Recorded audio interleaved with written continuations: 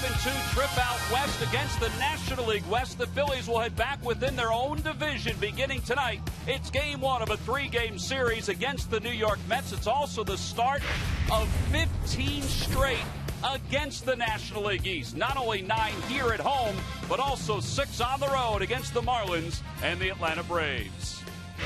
Hi, everybody. I'm Tom McCarthy, along with Gary Matthews. Wheels will be along in just a little bit. All right, Sarge, just as Jimmy Rollins said, this is the time for the Phillies to get some distance between themselves and everybody else. And it's also nice that he has a couple of back-to-back multi-hit games. Yeah, you're right about that there, too. And the way they do that, you got to win the series. First game of the series, always the most important. Now, take a look here at Jimmy Rollins. He's going to have to be in the middle of it simply because he's in that third spot there. A little power might be well to do him well. And let me tell you, he just needs to start to hit that ball hard. He can do it, but he can't put pressure on himself by trying to do that. He started on Wednesday, as a matter of fact. See what he's done against the New York Mets in 61 games. What I like about it, that running game there, 22 stolen bases, those 9 home runs. And again, though, got to stay within himself there, Tom, if they're going to win these games. Yeah, he has challenged not only himself, but also the rest of his team to win another division. They've won 4 consecutive, and let's face it, they've had the number of the New York Mets over the last handful of years, and Jimmy certainly has pointed that out. Well, some roster moves before the start of today's ball game. Vance Worley has been added to the roster to take the place of Joe Blanton, who's been placed on the 15-day disabled list. Worley will face Mike Pelfrey. The first pitch is coming up. Phillies baseball is brought to you by Anheuser-Busch with a reminder from Budweiser. Great times are waiting. Designated driver. By Southwest Airlines. Southwest Airlines new Rapid Rewards. Unlimited reward seats and no blackout dates. By Toyota. Toyota offers fuel efficiency you'll love. Only better. By Xfinity. It's TV, phone, and internet reinvented. Only from Comcast. By Citizens Bank. We're for homes. Talk to us today about how we can help guide you to the loan that's right for you. And by Independence Blue Cross. No matter where you are in life or business, we have plans that fit. Go to plansthatfit.com.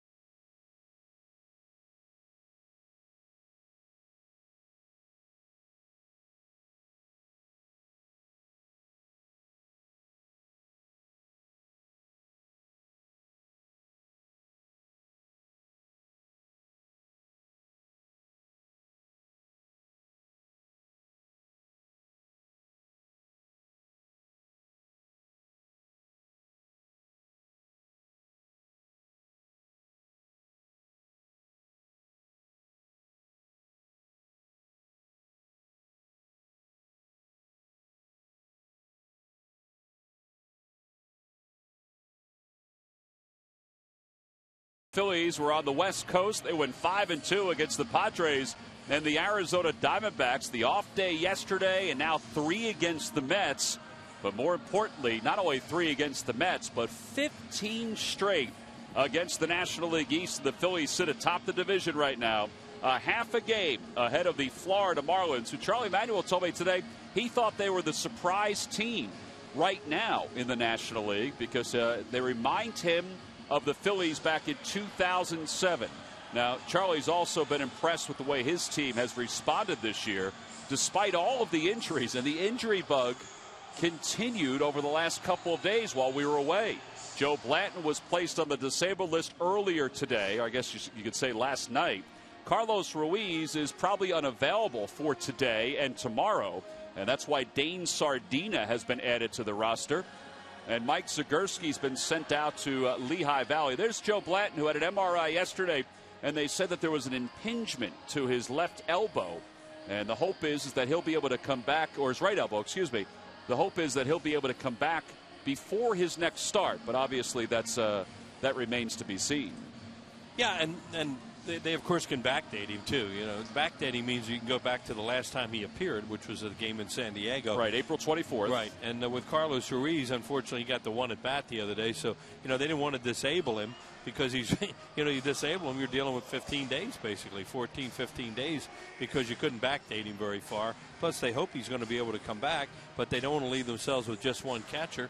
So, as you said, Tom, Sardina's up here. Well, there's Vance Worley in the dugout. He just got up, getting ready to go. And the umpires for today's ball game, Gary Cedarstrom is the crew chief. Lance Barksdale's at first. Jim Wolf's at second. Fielding Colbert's at third.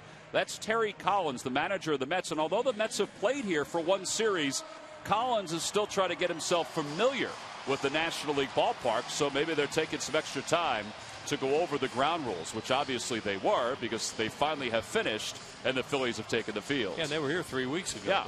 So let's take a look at the New York Mets starting lineup. It's brought to you by Xfinity, only from Comcast. Leading it off at shortstop, Jose Reyes.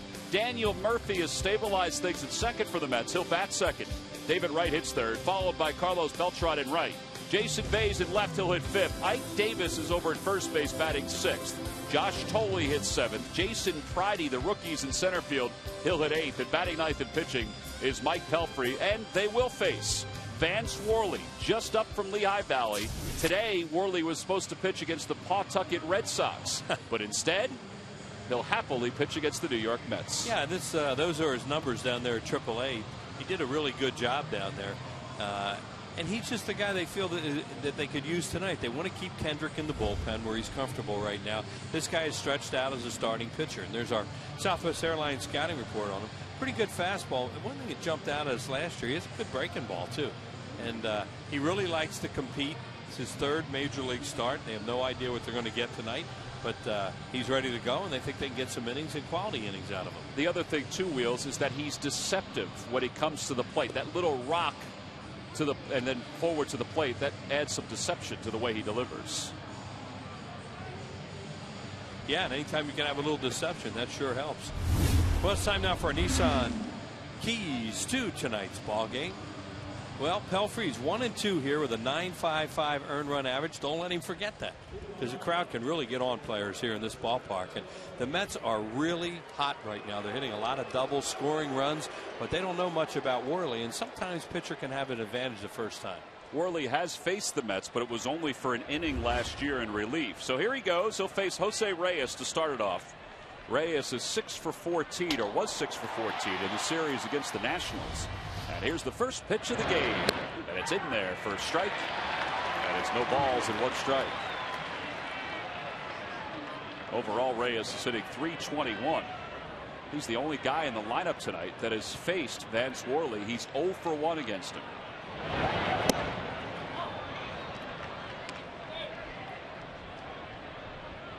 Mets have a couple of guys that are hot offensively. Reyes is one of those guys.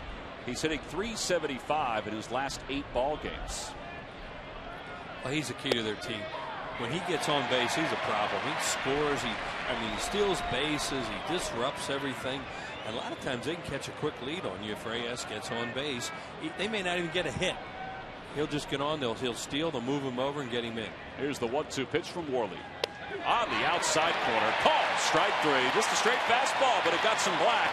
One away here in the first. Should mention, too, the wind is howling out to right field tonight. Right and right center.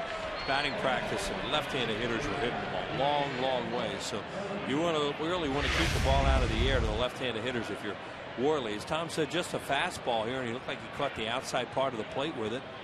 He did. Good pitch. So one away for Daniel Murphy. Murphy overall hitting .293. And he takes a changeup on the outside, or fastball, excuse me, on the outside corner. 0-1. Murphy's a guy they just can't find a position for. He'd been moved all the way. He'd been in the outfield. He'd been at first. Now he's playing second, but they've always felt he could hit. Well, the last time the Mets were here in Philadelphia, which was just 3 weeks ago, they had Brad Emis playing second base, a Rule 5 pick out of the Blue Jays organization. Well, they returned him to Toronto, and then Toronto that same day traded him to Colorado. So that opened things up for Murphy. And it's 1 ball and 2 strikes to him. Terry Collins in his first year back in the majors as a manager, first year with the Mets. And his team is off to an 11-14 start, but they've won 6 of 7. The 1-2 pitch. Almost got him fishing. 2-2. Brian Schneider handling him back there as you look at Terry Collins. Little backdoor breaking ball there. They tried to sneak by him. Sounded like he may have broken his bat. He did. So it remains 2-2. Terry Collins had 2 different stints as a major league manager. One with the Anaheim Angels at the time, and the other one with the Houston Astros. One followed the other. He was fired from one and then hired just a couple months later by the other. And his team is on a pretty good stretch right now. They've won 6 of 7, as we said, and their offense has picked it up, but their pitching has picked it up too. Look at that ERA over the last 7 games. Yeah, they really did pick it up. You know, they were 8 games under 500 real fast. Try to go to the outside corner again, just like he did against Reyes, and it misses. It's 3-2.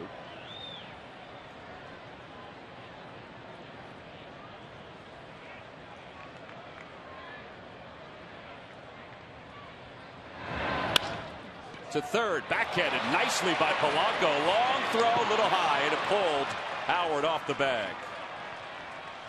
Well, a lot of times you're going to score that an error. Even though he made a great play, he had plenty of time to throw him out. So it will be an error, and scored correctly there, and it looked like he was going to make a heck of a play. Yeah, because it's 2 separate plays. It's the play to get to the ball, and then when you have time to make the throw. Right, he had plenty of time because the ball was hit hard. You see, he had time to crow hop, get set, and then just made a wide throw. Phillies are one of the better defensive teams in the league here early in the season. That's their 10th, only their 10th error of the year.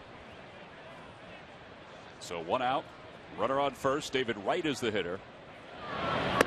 And Wright lays off the first pitch a little high. 1 ball and no strikes. The thing really jumps out at you with Wright is that strikeouts are down. He only has 28 strikeouts and 90 some at bats. And, you know, that's a remarkable change from last year when he was striking out at a prodigious rate. There was a point last year where he was on pace for 200 strikeouts.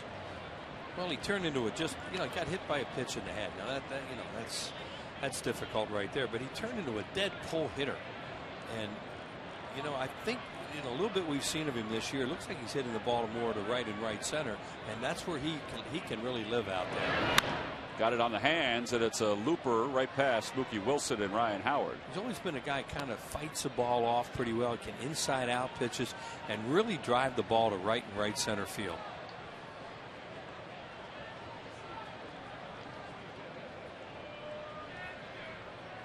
Yeah, the count's 1-2 because there was a check swing foul early in the count. And there's another foul. So it remains 1 ball and 2 strikes.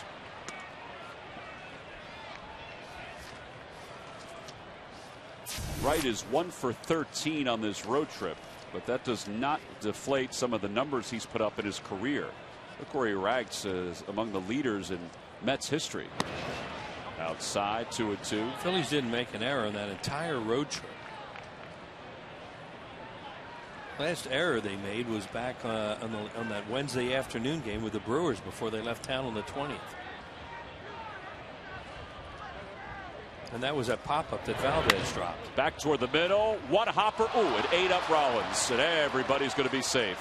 I don't know if he was going to try to play it on 1 hop to turn 2, or if he just didn't see it properly to catch it out of the air. It's unbelievable. Yeah, two mistakes here in the first inning unfortunately for a rookie pitcher by a team that hadn't made an error for so long. I think the first thing you said, the ball ate him up. It had a lot of spin when it hit. And he's just going to trap it right there and maybe get a double play, certainly get an out because the runner at first had a hold because he thought he might catch it in the air. That's really tough. Now he's got to pitch through this. So 2 errors, 2 base runners, 1 out for Beltran. Hitting .280 with 3 home runs. And Beltran takes a changeup for a strike, 0-1. Yeah, this guy's hitting .310 left-handed, .208 right-handed. And he's riding a 7-game hitting streak.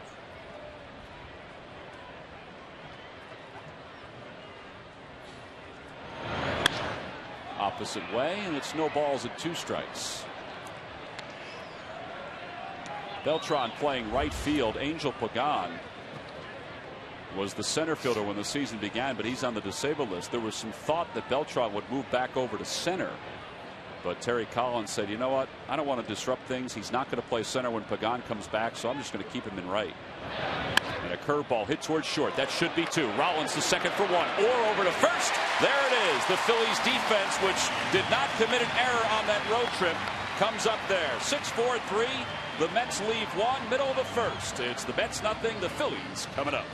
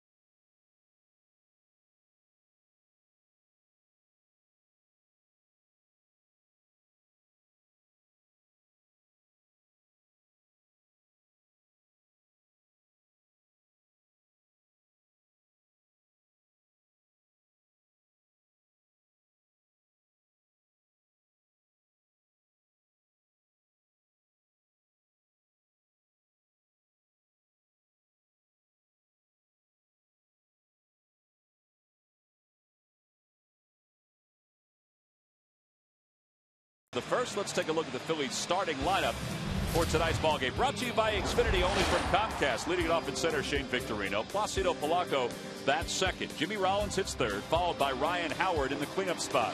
Ben Francisco's in right. He'll hit fifth. Raul IBANEZ gets the start in left field. He'll bat sixth. And the bottom third of Pete Orr, Brian Schneider, and Vance Worley. And Orr 4 for 6 lifetime against Mike Pelfrey, the starting pitcher for the New York Mets. And you know, Wheels, Pelfrey's had kind of an up and down, I don't want to say injury-plagued year. He's been sick for the last 10 days, but 1-2 with a 7.23 ERA. And coming off his best outing, his last time out, Tom, against the D-backs, and when the Mets swept him. Here's our scouting report on him. A good sinker, that's what he lives by. He's got a changeup and a split. Those are his overall numbers against the Phillies. Really poor numbers here, and he has very few walks and very few strikeouts. He is the ultimate contact pitcher. Victorino leads it off for the Phillies. Well, Victorino takes the first pitch low. Pelfrey in this ballpark is 1-2 with an earned run average of 9.55. Not only that, the opposition is hitting the Phillies are hitting 379 against him in this park. Up to first and one away, so that average will go down. That's the highest batting average for any pitcher in baseball against an opponent. Well, he has had some really difficult games. I mean, last game here he only lasted 2 innings. I remember in a game last year they just absolutely crushed him, and then he beat him a game up in New York too. This guy has very, very good stuff. Has never really been the pitcher the Mets thought he would be, and maybe still will be at some time, because he can dominate a game when he's on. He won 15 games last year, and now he'll face Placido Polanco, who is third in the league in hitting with a 389 average. As you saw, he's hit in 8 consecutive games. You know, that inning ended really fast, but what a job by Worley to just suck it up after a team that hasn't made an error in 10 days makes 2 on him, and he throws a double play ball. That was a really good job by the young pitcher. Some guys will blow up right after that.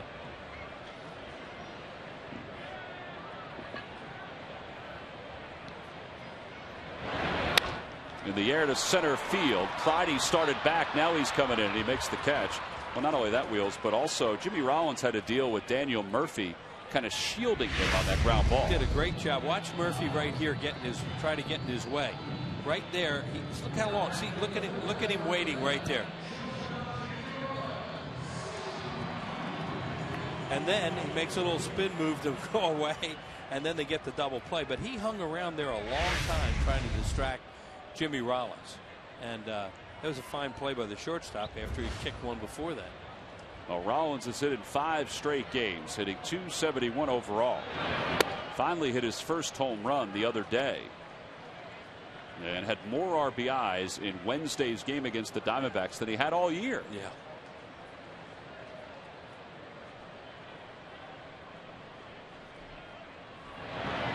Line drive, base hit down the right field line. Beltran cuts it off nicely, and Rollins is held to a single. He was really playing Jimmy to pull. Beltran can't move anywhere near the way that he used to. Tom mentioned he's not playing center field anymore. So he got on that in a hurry on a ball that would have left the bat looked like a double into the corner. You'll see after Jimmy hits this, and he's really quick on that sinker. Look how Beltran where he was playing, and then he's able to get over quickly and cut the ball off. Watch Beltran. You know, he's just not the same player that he once was. He was about as good an outfielder as you see in baseball. So with 2 outs and a runner at first, Ryan Howard is the batter. Howard overall with 4 homers and 21 RBIs. There goes Rollins moving on the first pitch, and no chance for THOLE to throw him out. That's a heck of a jump. Well, they've seen enough of Pelfrey over the years, and that's another thing we forgot to mention. You can run on him. And you know, Jimmy went on first movement.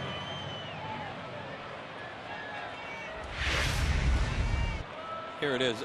As soon as he started to move, Rollins was gone, and THOLE had no chance. That's 348 career stolen bases for Rollins. Grounded to first, and Ike Davis is there, and the side is retired. So the Phillies leave one in scoring position, just as the Mets did in their half of the first. We go to the second. Vance Worley will go back to work.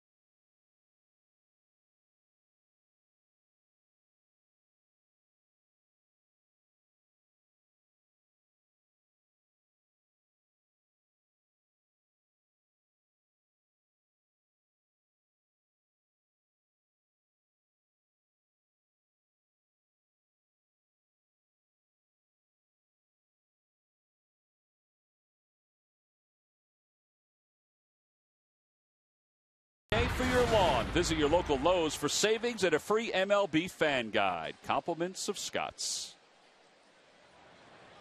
Top of the second, scoreless game. Jason Bay leads it off for the Mets. I'm kind of happy to get this guy back. Yeah, Jason Bay back from a number of different issues. Last year it was a concussion that kept him out for really the second half of the year. This year it was an oblique strain, and you see what the Mets have done since his return. Well, he was a big free agent signing a couple years ago. And as you mentioned, he was hurt all last year, basically, and wasn't hitting for much power early in the season. This is another guy that can flat out pound it to right and right center too. 1 strike the count to Bay. And a fastball for strike 2. He can hit the ball out of that city field to right and right center field, and that's a long shot to the opposite field.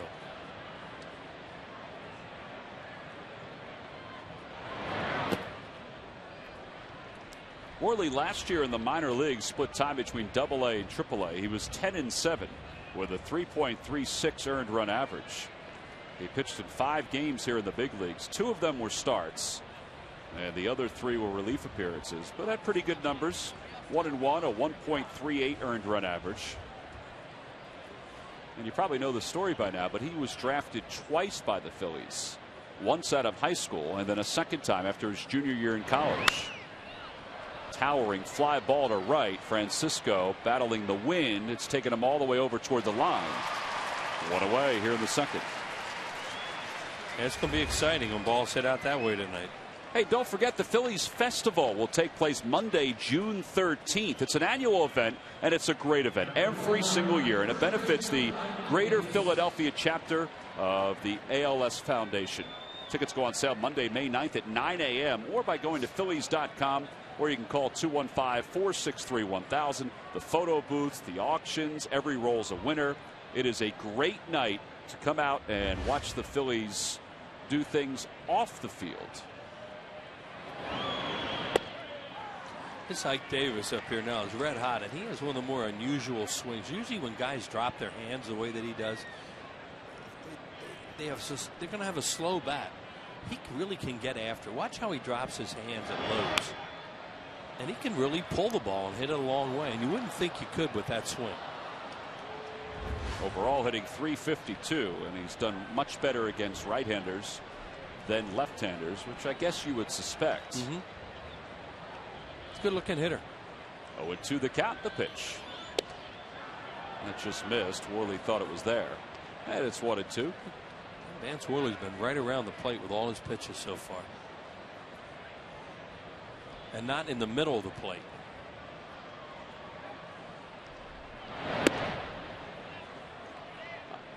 On the Toyota Major League scoreboard, the Florida Marlins are taking on the Cincinnati Reds out in Cincinnati, and they've jumped out to a 4-0 lead.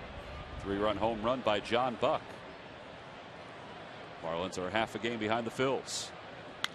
Over to second. To his right, Pete Orr. And 2 outs here in the second. That's an off-speed pitch that he threw there. Don't really know his pitches all that well yet, and it may have been a changeup, may have been a breaking ball. Let's see, he gets him way out front. Oh, it's a changeup. Up a little bit, but it really fooled Davis. You can see he just rolled it over. I asked Brian Schneider today if he was going to talk to Dane Sardina about Vance Worley, because he hasn't caught him since spring training. And Brian already had a conversation with Dane, who was up from Lehigh Valley. But Dane only caught one of Worley's starts at AAA. Eric Kratz caught the other 3. But they were going to meet again and go over some of the tendencies that Worley has as a pitcher. Well, anytime you can throw a changeup to a left-handed hitter, and you just threw another one there, that's really effective. There's Dane Sardina, who Tom was just talking about. Up here's a third catcher right now, or maybe a second catcher, depending on Carlos Ruiz's condition. He's certainly not going to play for a while. 1 strike the count to Thole. Inside 2-1. Yes, Sardina may get a chance to even play tomorrow, because Jonathan Neese is a left-hander, will pitch for the Mets. And a couple home runs for the Phillies last year when he was up. Swing and a miss. 2-2. It's not like he's throwing overly hard, but he's throwing enough changeups and breaking balls right now to keep them off balance, and they have a lot of left-handed hitters in this lineup. 2 balls, 2 strikes the count to Thole. Fastball so far, the highest we've seen on the board is 91. But as I mentioned, he's really keeping the ball out of the middle of the plate.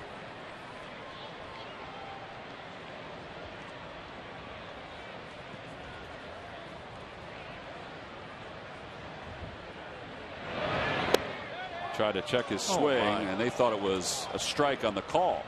Gary Cedarstrom didn't think so. Wow. I don't know what that was except the low.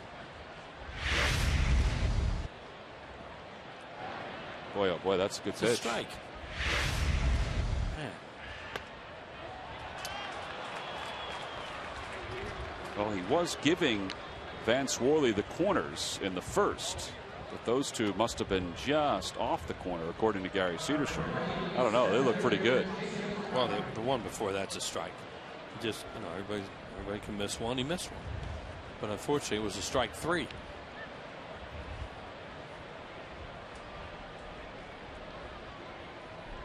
Here's Jason Pridey.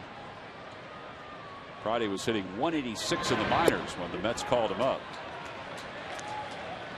And he took the spot vacated by Angel Pagan when Pagan went on the DL. He's was in the Twins organization for a while. So he can really run in the outfield. I don't know if he's going to hit much. Lays off, and it's 1-1. Don't really expect that. They just need somebody to patrol center field, and when they're at home, you really need somebody to go get the ball, because that place is enormous. Big outfield.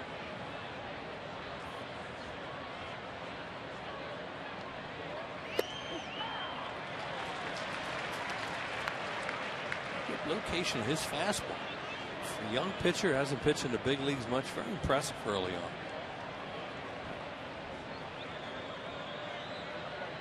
Problem is the walk and the 2 errors has elevated his pitch count. The 1-2 pitch. Little low, 2 balls and 2 strikes. That was why they didn't want to go with starting Kyle Kendrick tonight too, because he's not stretched out, and he's done. There's Pelfrey on deck, the pitcher. He's done well out of the bullpen, so they went down and got Worley, who it was his turn to pitch tonight. On the outside corner, called strike 3. Second strikeout for Worley, and he leaves one over at first. No runs, no hits, 1 man left. We've played 1.5 here in Philadelphia. Vance Worley's first start in the big leagues. He's through 2 in a scoreless game.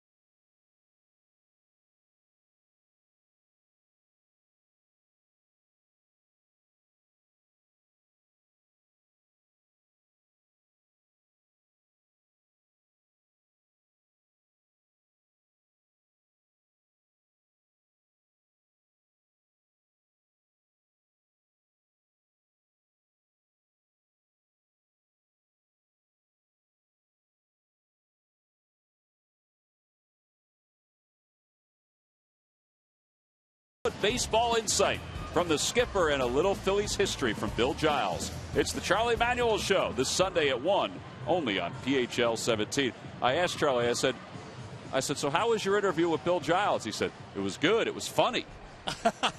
They talked about all the old promotions at the vet that you remember vividly. Don't I? You should have seen some of them. The hot pants duck race. That was fun. The poor girls out there trying to get these ducks to run. They had the ostrich races, and they wound up a little mean. They were snapping at Whitey and Harry, the ostriches. They were mean. Huh? Oh, they got birds. Mean birds, and they're big. Oh, they are. They look big birds. They're deceivingly tall. Oh, I'll never forget how big those things were.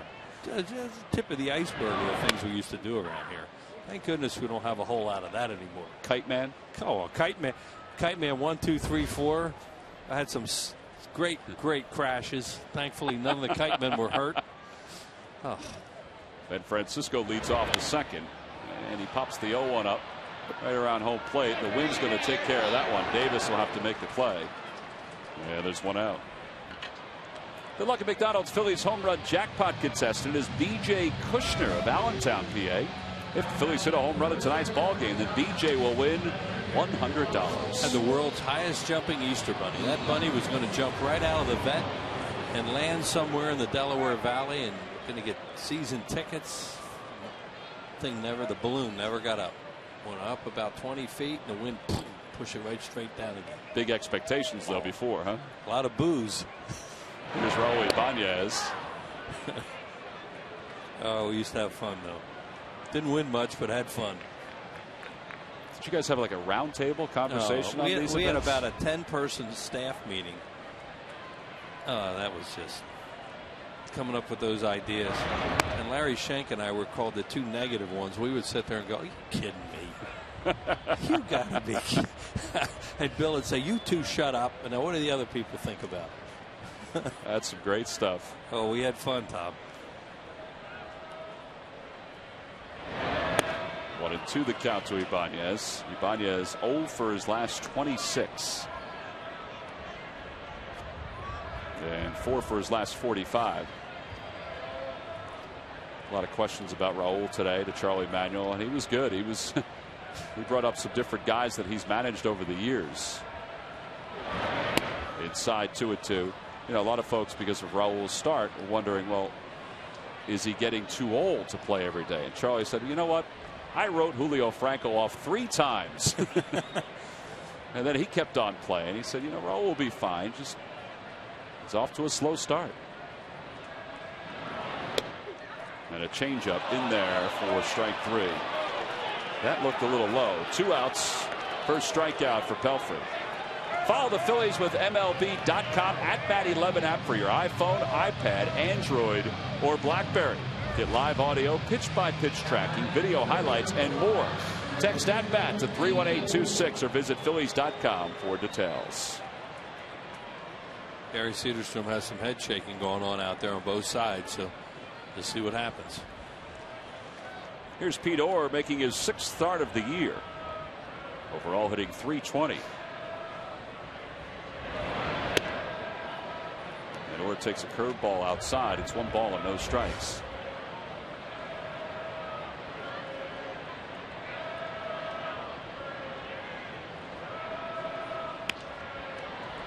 Orr was 3 for 4 in the last series against the Mets. He had a couple of hits in a start against New York, and then had 1 hit as a pinch hitter.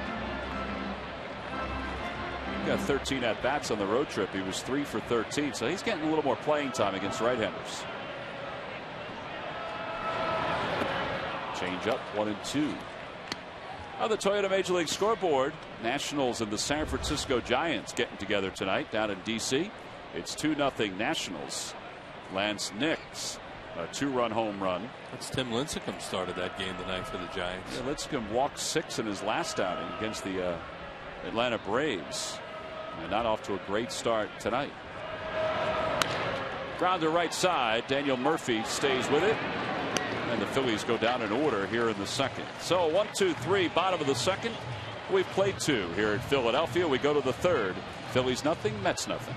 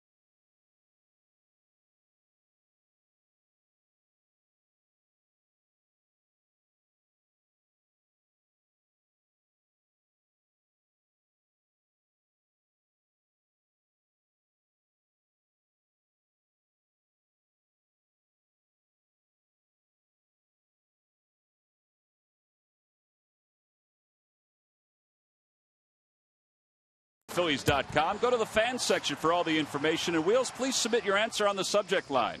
The question is, what New York Mets pitcher set a team record with 8 shutouts in a season? The answer will be revealed in the 7th inning. Boy, they had some good ones too. And the New York Mets, they've never pitched a no-hitter, right? Never pitched a no-hitter. Mets and Padres, I think, are the only two, Padres, right? Padres, yeah. Might be one more. I think it's the Mets and the Padres. I think it is now the Rays. That's Rays finally got one. Rays right? did get one. Yeah. Well, the Mets will not get a no-hitter tonight. Jimmy Rollins is taking care of that. Mike Pelfrey leads off the 3rd against Vance Worley. And Worley pounds a strike, and it's 0-1. Boy, 8 shutouts in the season. Pelfrey, 57 strikeouts in his career and 210 at-bats. And a grounder to first base. And Howard will run it to the bag, 1 away. Oh, we mentioned the Nationals are facing the San Francisco Giants right now. The Nationals are next up for the Phillies in this string of 15 straight against the National League East. After the off day Monday, Tuesday at 7:05, it's a Hatfield Dollar Dog Night at the ballpark. Jason Worth and the Nationals coming to town for the first time. Get your tickets by going to Phillies.com. Limited seats are still available. You might be able to wrestle a seat behind the dugout where Dad can explain some of the intricacies of the game. As Reyes takes the first pitch low. Both sides cheat up a little bit with Reyes. Polanco at 3rd, and even Ryan Howard. Now he backed up a little bit after one pitch, but he will bunt too. In the air to shallow right. Francisco gets under it. 2 outs. It's another out on a changeup from Worley. That's really impressive, the way he has used his changeup to this predominantly left-handed hitting lineup tonight.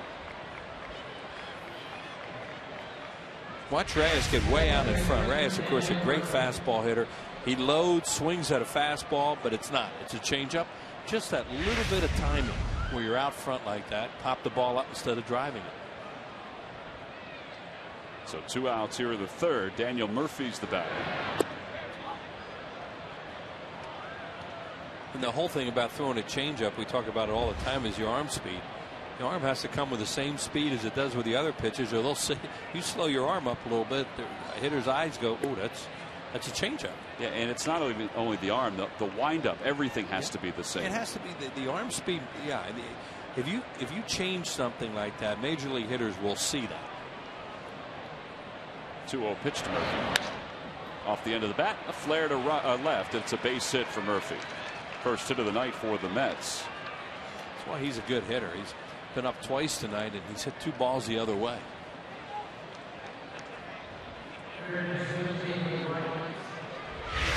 He hit that hard ground ball at Polanco his first time. This time he gets fooled and just flares it off the end of the bat. You know, good hitters can do those kind of things. They'll make contact. Maybe something good will come out of it, and it did in that case.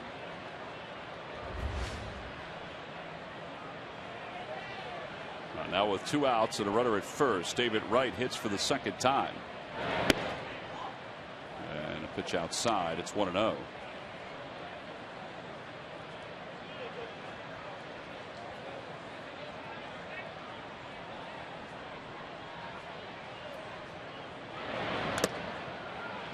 One ball, 1 strike the count.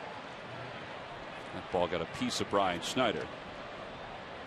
I asked Brian today about coming in Wednesday after just a half inning. I said, how hard is that? He goes, you know, it's not easy. You're just not, your mental approach just isn't there. You got to hustle in, get the gear on, get behind the plate without even thinking about it. He said, you haven't been really part of the meetings or anything like that to discuss the game. And he said, honestly, I hadn't caught Cole Hamels since spring training. Yeah. Did a heck of a job.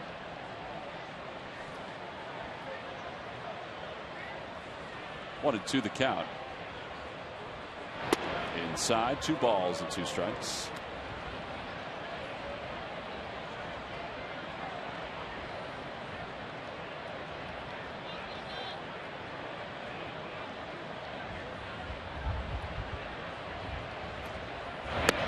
On the outside corner, he rung him up Another strikeout looking. That's the third of the game for Vance Worley. For the Mets in the third. No runs, one hit, one man left. We go to the bottom of the third.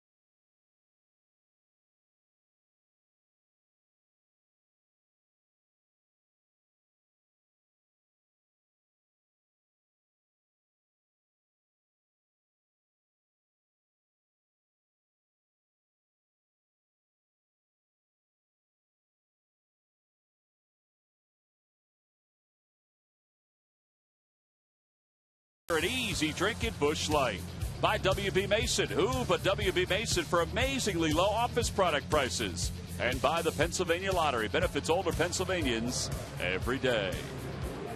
Well, last of the third. Another gorgeous night here in South Philadelphia. The Phillies returning home after a 5-2 road trip. Temperatures have dropped somewhat today. It was warmer earlier today. And it's cooled off, but still a nice night. It's always good to be home. A little cold front went through later this afternoon and didn't rain. At least it didn't down here, and it is cooler. It's going to be a beautiful weekend. Right. Schneider leads it off for the Phillies. Schneider can't buy a hit. He's hoping to cash in eventually. He hit the ball hard a number of times on the road trip. And just didn't have anything to show for it. Hits those balls in this park. They have a chance to go out, although not tonight because the wind is really ripping from left to right. It's going to knock the ball down in the alleys out left center. To left field toward the line. Bay with a long run. And he gets there to make the catch. One away. See the flags out in center field. What Wheels is talking about, the way the wind is blowing. Yeah, I mean, anything out in this area here is going to get knocked down tonight. If you hit the ball this way, it's really going to carry.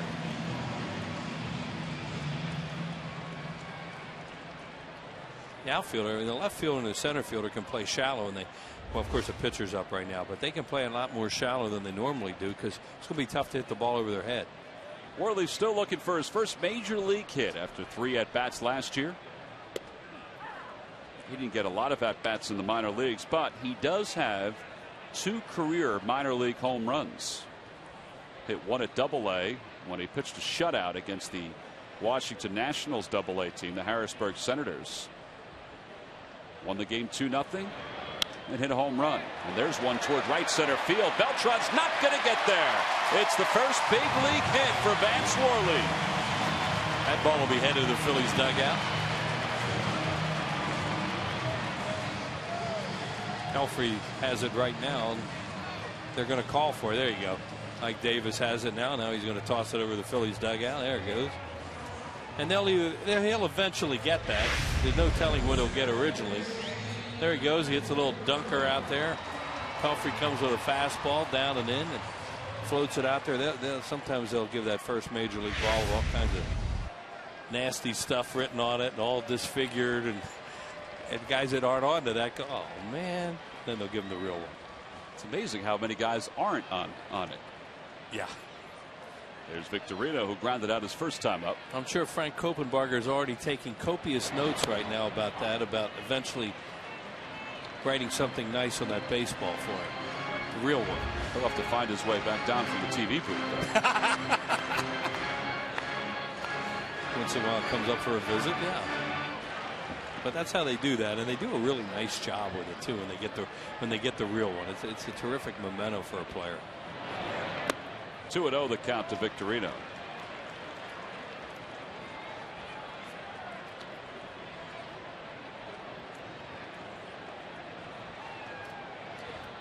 Mike Davis is going to play off Worley a little bit down there because he knows he's not going to run, so he's going to try and take the hole away from Victorino a little bit. I think he'd play out even more than that. And they're just going to give him a little look there to just keep him a little bit close and then jump out right away. Over for strike, and it's 2-1.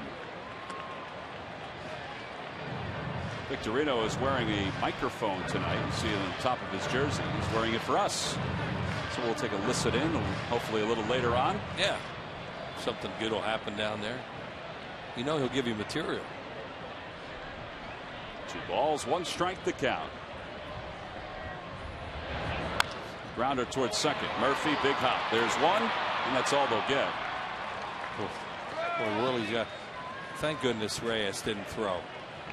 Victorino runs so, but then we got to tell Worley, if you're ever going in there and that guy's got the ball, get down, because he comes low with his throws and nobody throws it harder.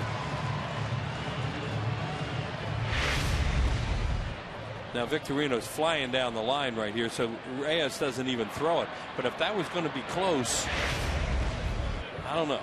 Worley was up so high, I don't know what Reyes could have done then. But you want to make sure you slide when you go anywhere near him, because he's got one of those little, he's kind of a low release point. And he'll just throw it too. Oh, and he throws it hard. He did that to Ryan Howard the last time that these two teams faced each other here at Citizens Bank Park. He has that reputation as a middle infielder. If you're going into second, get down. Victorino goes. That's a strike. The throw not in time. 2 steals this evening for the Phillies. 1 for Victorino, 1 for Rollins. The Phillies have a runner in scoring position. Not much Thole could do on either of those steal attempts. No, they're on Pelfrey. They have something on Pelfrey that they've seen, and they're going on first movement both times and steal it easily. He's already popping up and safe.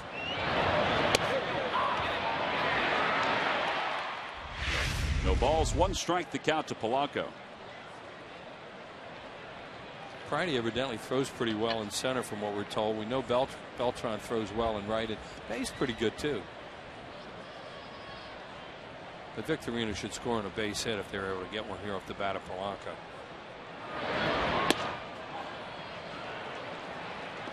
Outside, 1 ball, 1 strike to Polanco. See his numbers with runners in scoring position and 2 outs. Can you imagine if a guy can keep that up? 8 for 10 so far. Yeah, that's 800. That's probably not going to happen.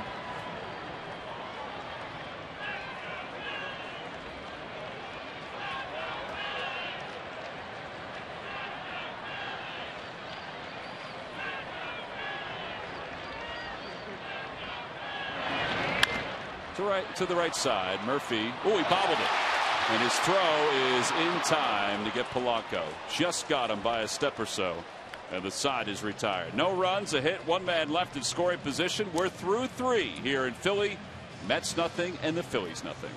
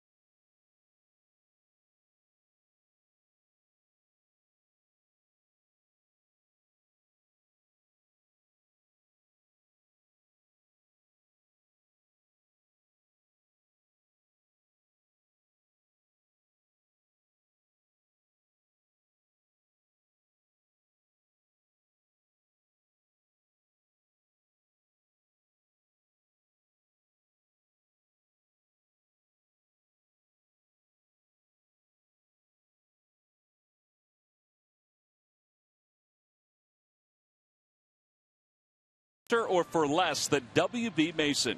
With free next-day delivery and in many locations, free same-day delivery, WB Mason is the one office supplier that really delivers. Who but WB Mason? 3 in the books here in Philadelphia. We go to the top of the 4th. Beltran, Bay, and Davis for the Mets against right-hander Vance Worley. Worley is out of the Sacramento area. Went to McClatchy High School, the same high school that produced Larry Bowa. And we mentioned before, he was drafted twice by the Phillies, once out of high school, and then after his 3rd year at Long Beach State. And he moved up some rounds from one to the other. And he has made his way through the system patiently. And now is up here getting a chance to pitch. On the inside corner, wow. 3 pitches to Beltran. All 3 strikes. Right. 1 away. A lot of confidence in that pitch right there. The more strikes he throws, more confident he's going to have. Pretty good movement on this pitch there. Look at that little bit of a wiggle there as he throws this ball there for his grip.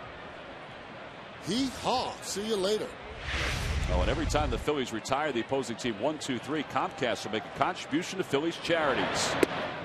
Phillies baseball is brought to you by the Xfinity HD Triple Play, your complete lineup for digital TV, lightning fast internet, and home phone.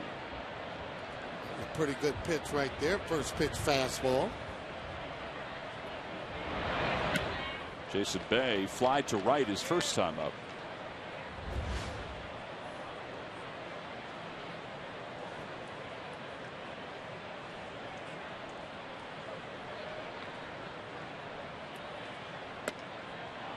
No, 3-0. It's the first time tonight he's gone 3-0 to a hitter. Well, he gets aggressive when he throws that first pitch there. I thought that was the first pitch strike. Didn't get it.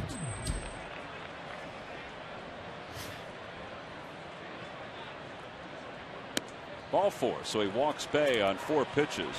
Second walk issued by Worley. And a 1-out base runner. It'll bring Ike Davis to the plate. Sarge, does pitching here, like Worley did last year, does it temper anything pitching tonight? I mean, does it make it easier for him? Helps you out tremendously. Just like a hitter, his first at bat. Once you end up facing that first batter, those butterflies will go away. But I'm sure he was excited about this start. When you get called up, you get excited, but now you got something to prove. And that is to pitch well enough to stay. Well, Rich Doobie saw Vance Worley last year and saw him in spring training. Now, his command was the issue during spring training, but he left early because they needed to stretch him out and give him some innings. So once they hit the second week of spring training, there weren't as many opportunities for Worley to get as many innings. Yeah, and all the younger pitchers like that they want to start, they're going to send them out earlier. You're right, so that they can get work, get stretched out, so that in the event that the major league club needs you, you'll be able to hopefully go a few more innings. Oh, he's just missing here to Davis, so it's 2-1. Beginning of spring training, a lot of people thought that Worley would have a chance to battle for the long relief position in the bullpen because the Phillies rotation was already set up. But for him, Phillies had different ideas. They wanted him to start and be eventually ready for something like this. Yeah, you got to be able to throw strikes. If you're not able to throw strikes, you can't pitch in the major leagues. Even if you throw the ball, 100, have a good breaking ball, you got to be able to control it. 3-1 the count to Ike Davis with 1 out here in the 4th. And he lays off, and there's ball 4. So back-to-back walks, and we saw in the first inning when the Mets had a couple base runners, he bared down. He needs to do it again. Yeah, well, he's getting squeezed, I think, just a little bit. First pitch strikes, though, seems to relax him, and he needs a ground ball double play to get out of this. I like his aggressiveness, though. Heavy ball that he throws, throwing that ball 93, 94, has some heavy sink in it. Just needs to control that a little bit more. Well, Josh Thole walked his first time up. Let's see if Worley can handle him and try to get through this 4th.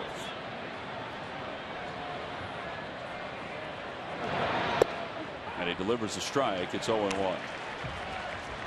got pretty good movement, on his pitches. Sometimes umpires that aren't used to pitchers don't know the movement on their pitches, therefore they'll miss some.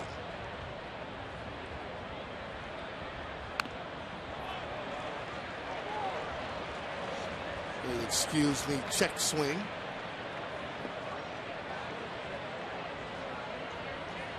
Well, so far, too, not afraid to pitch inside, and he's done that. Did it to David Wright a couple times.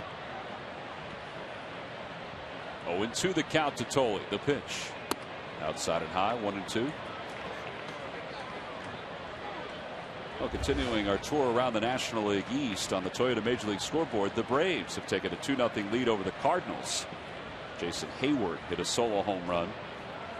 Not all the news out of Atlanta is positive, though. Pitch upstairs, 2-2. Roger McDowell, their pitching coach, has, I guess for lack of a better term, been suspended for the time being, as the Braves and Major League Baseball investigated an altercation he had with a fan or fans out in San Francisco. Outside to THOLE, 3-2. This is huge right now. Doesn't want to walk them in this situation. Could have the runners actually running here. Needs to be able to throw a strike. Doesn't have to be a great one, just a good one. Let's see what the runners do. They don't go, and the pitch popped up. Left side. Rollins is there. Infield fly rule is called, and a basket catch by Jimmy. 2 outs. He has a lot of confidence in his game. I mean, when he's getting hits, he's feeling good. He's happy. He's smiling. But in that situation, though, infield fly rule, even if he drops it, the guy's out. So here it is here. Look at that. Jams him. Good pitch there, 3-2. Getting ready to say something about Willie Mays there. Confidence, character, style, all those things, right? When you're hitting, I'm telling you, everything feels good. Just the opposite when you're not. 2 outs for Friday. Now, are you careful with the 8-hitter with runners on first and second with the pitcher up? Well, I think he still has to continue to throw strikes, but you just don't want to throw it down that middle if you get behind, because you do have that pitcher up next. He's fighting with his control some.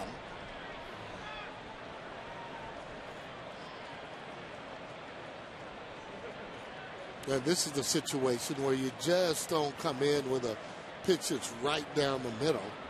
He's in a fastball count here. Down the left field line, that'll slice out of play. And it's 2-1. I guess as you get deeper into games, not so deep where you don't expect a pinch hitter, but you can work around the 8-hitter to face the pitcher. Well, you can, especially when the score is tied.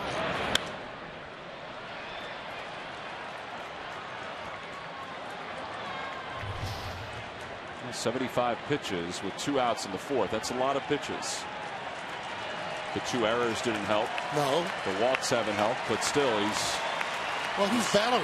Yep. Yeah, that's what you like to see when pitchers do. The 2-2 pitch to right field. Francisco hovering back. He's there, makes the catch, and the side is retired. No runs, no hits. 2 more left. The Mets have left 5. We go to the bottom of the 4th, scoreless.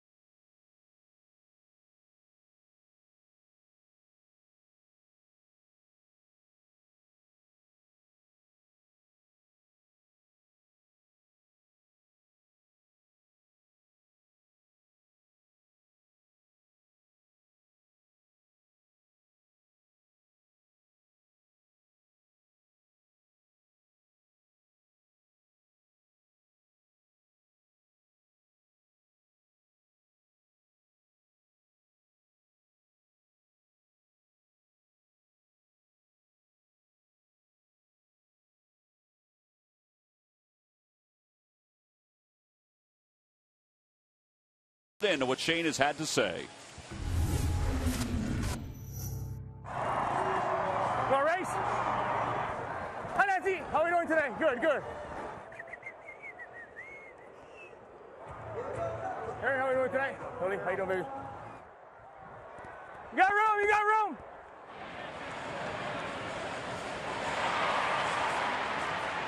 Well, Victorino telling Ben Francisco that he has plenty of room on a pop-up over toward the right field corner. I'll tell you, he's a very energetic, courteous. I mean, we've come to find that out. Now, he's one of the special players on this team, especially in terms of the media. We talked about how much he talks before. Likes it. There's Jimmy Rollins to lead it off, and he takes a breaking ball outside. I mean, he asked the Fanatic if he wanted a race. He asked Lance Barksdale how he was doing. Said hi to Gary Cedarstrom, Josh Thole. Yeah, let me tell you something. He'd have a wooden Indian out there. He'd go by and talk the ears off of that guy. Let me tell you something. Rollins takes a fastball at the knees. 1 ball and 1 strike. Rollins singled his first time up. He has 1 of 2 hits today against Mike Pelfrey.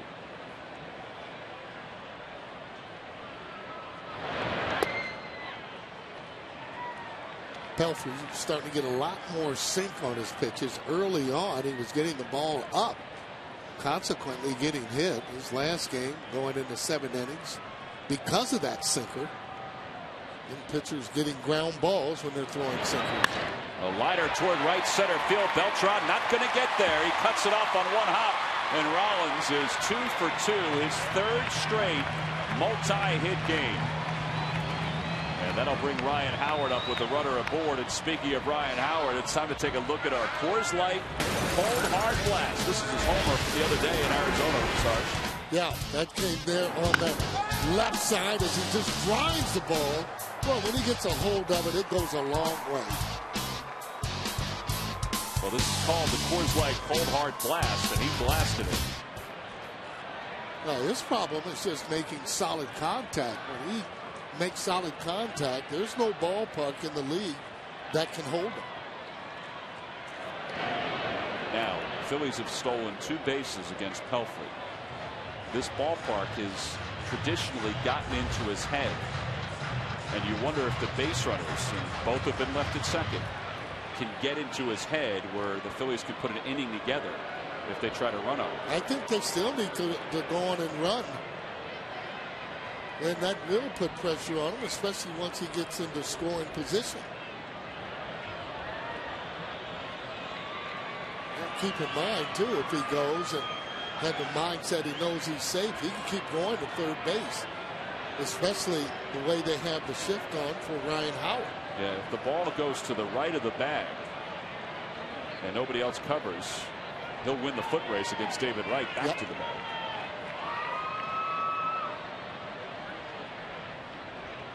Slide step, towering shot, forget about that one. How far will it go?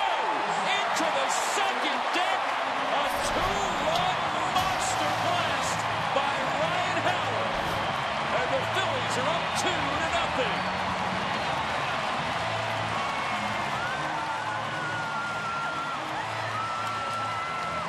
Well, that's what happens when you split your concentration.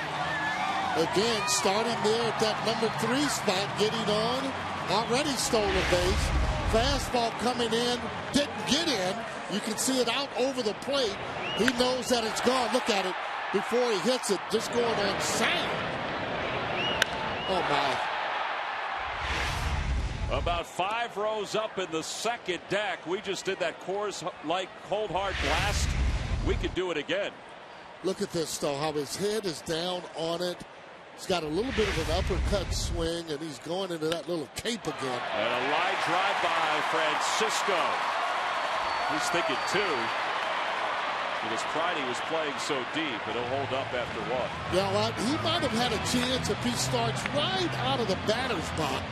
That's what Pete Rose used to do quite a bit. And the reason, too, though, when that fielder's going over to the side, he's got to turn all the way around to throw the ball to second. But you got to have that in your mind, though, when you hit the ball. Good to see him on base. Hadn't been getting a lot of hits at all. So 3 straight hits for the Phillies against Pelfrey. That was a long home run by Howard. Oh, the sound of it.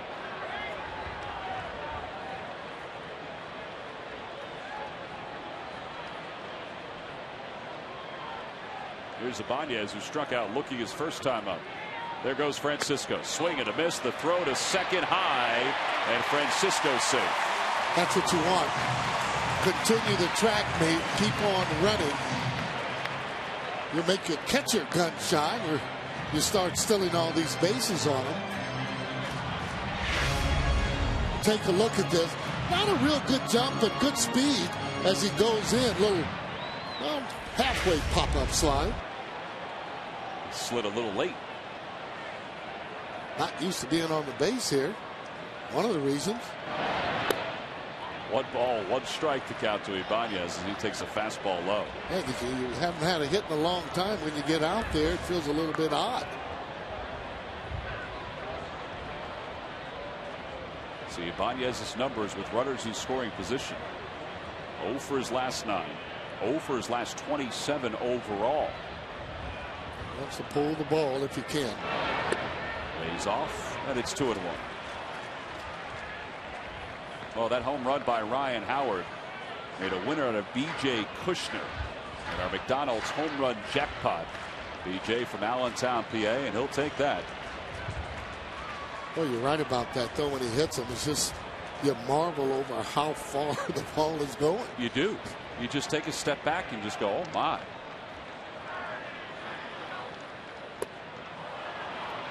Yeah, that's just a little bit of lack of concentration, almost anticipating a strike before that ball is even thrown. And that's another true example of being into a slump, not being patient. Well, everybody have seen Ibanez knows that he is a patient type of hitter. And even a veteran will start to get a little nervous at times when you're not hitting the way you should. Start to press some. And he's down on strikes for the second time tonight. 1 away.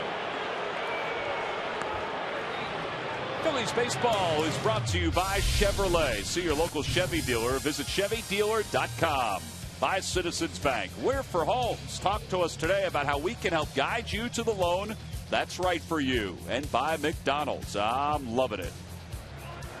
Phillies lead it 2-0 here in the bottom of the 4th on a long 2-run home run by Ryan Howard. Have a runner at second for Pete Orr, who's 0 for 1.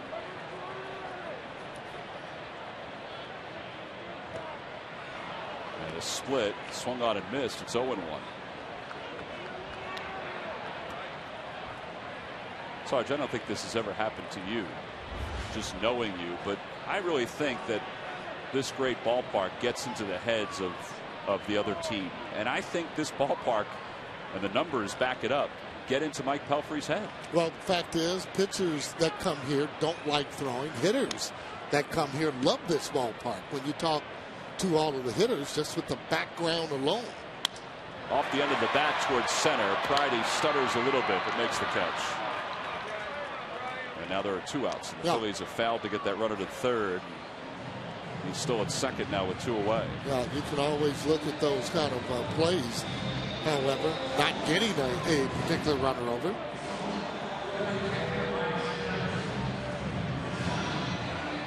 They're going to walk Schneider intentionally to pitch to Vance Worley. But tell me what that's like, Sarge, if a park can get into the head of a player. Well, first of all, what will happen is that you'll try too hard to make your pitches. You end up making bad pitches. And the same as when a hitter is really hitting that ball good. What will happen? The pitcher tries to make perfect pitches on them. They end up making mistakes to the hottest guys on the team. You know, when they're in a slump, pitchers just throw the ball and they're hitting their spots. And not only that, guys like Ibanez helping the pitcher out. So, again, you know, being in the friendly confines, the opposition will feel it more than the regular pitchers that are here pitching on a every 4 or 5 days. Hey, the Phillies Baseball Academy is open for business. Call 610-520-3400 for more information. Or go to PhilliesCamps.com. 14 great locations, 10 weeks to choose from. It includes an official Phillies Baseball Academy uniform and a trip to Citizens Bank Park. Again, go to PhilliesCamps.com for more info. Runners on first and second. Vance Worley, who had his first major league hit his last time up for a second time tonight. And a breaking ball over for strike one.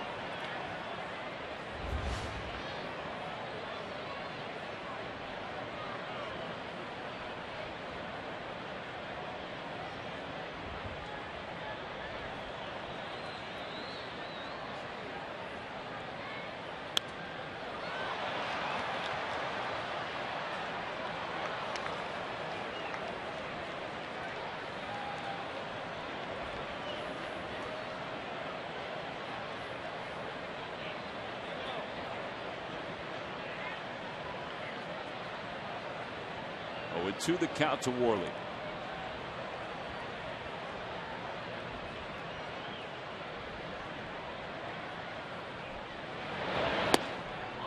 Down and away. 1 ball, 2 strikes.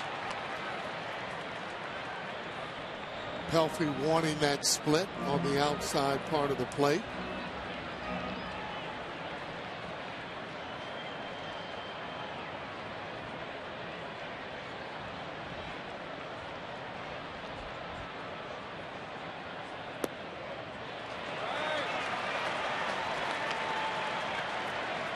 Now Worley's got it back even 2-2.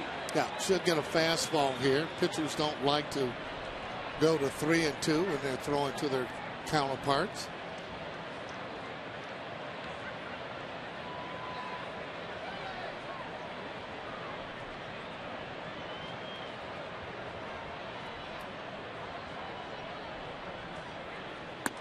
Three and two. So now the runners will be off. Well, he's getting frustrated with himself. That's a good thing if you're the Phils. Victorino waits on deck, hoping to get a chance to take some hacks here in the fourth. Phillies have already scored 2 on the home run by Howard.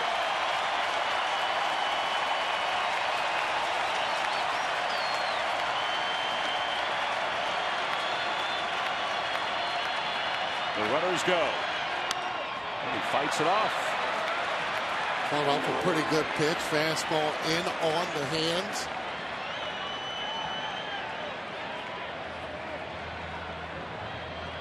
Well, he worked himself in a situation where he's got to throw a strike.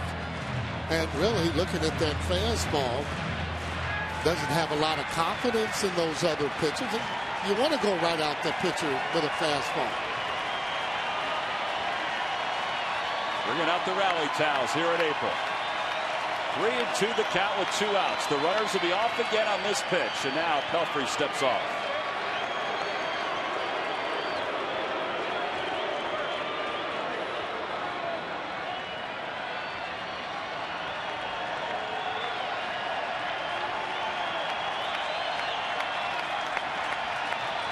There they go. And he fouls off another one. Boy, he's taking a nice swing up at the plate. Well, I think what you said, too, he's throwing these fastballs, so Worley's expecting the fastball. He's looking for dead red, trying to get on top of it if he can. Line drive to center field will do the trick. This place will go crazy if he gets a hit. Oh, boy. Even if he fouls off another pitch, it might go crazy.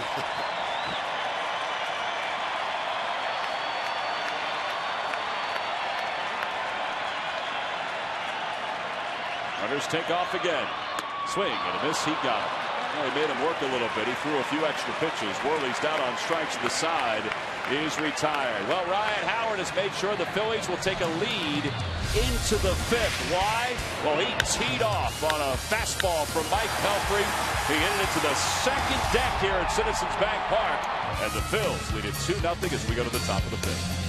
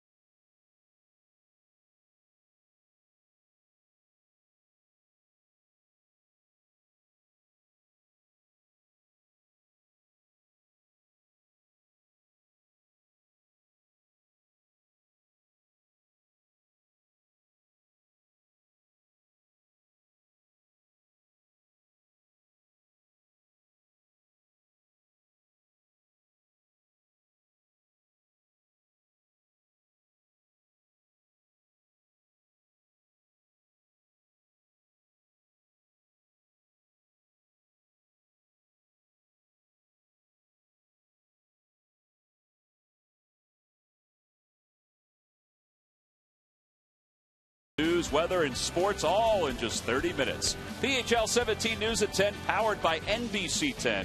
That's tonight after the postgame show on PHL 17. John Clark and Mike Missinelli standing by for the postgame show. I'm sure they'll talk about Ryan Howard's home run against Mike Pelfrey in the bottom of the fourth. It was a long one, and it was cool to watch. And that's given the Phillies a 2-0 lead as we head to the top of the fifth. It'll be Pelfrey, Reyes, and Murphy. It's kind of a big deal that Worley was able to get the number 8 hitter to end the fourth, because now he begins the fifth against the opposing pitcher. Now, big inning. You need that shutdown inning after you've scored some runs. Keep that momentum on your side. There's a strike at the knees. It's 0-1. Ryan Howard's home run against Pelfrey, by the way, went 427 feet.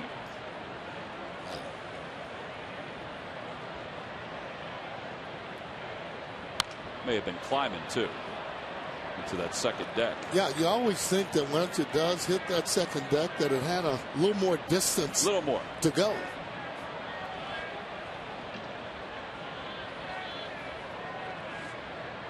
Right between the AT&T and Budweiser side. 1-2 the count to Pelfrey. In Worley's 4 outings down in the minors, he went 6 innings the first 2 times, and then the last 2 times he went 5 2/3 and 5 innings. Last time he allowed 5 hits and 2 runs against the Mets AAA affiliate in Buffalo. Hit a batter, walked 3, struck out 5. Only threw 89 pitches, but was lifted from the game. To right field, and Francisco is there.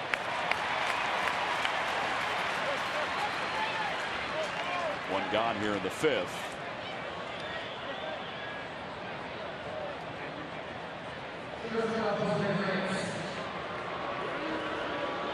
Some Mets fans mixed in with the Phillies fans, but it's nowhere near the way it is up in New York when the Phillies fans head to Citi Field. Oh. I mean, you can see them everywhere. Oh, boy. Here's Reyes, who's 0 for 2. And the first pitch is over for strike 1. Kind of like that, seeing him get that off-speed pitch over. If you see 2 friends, a Met fan and a Philly fan.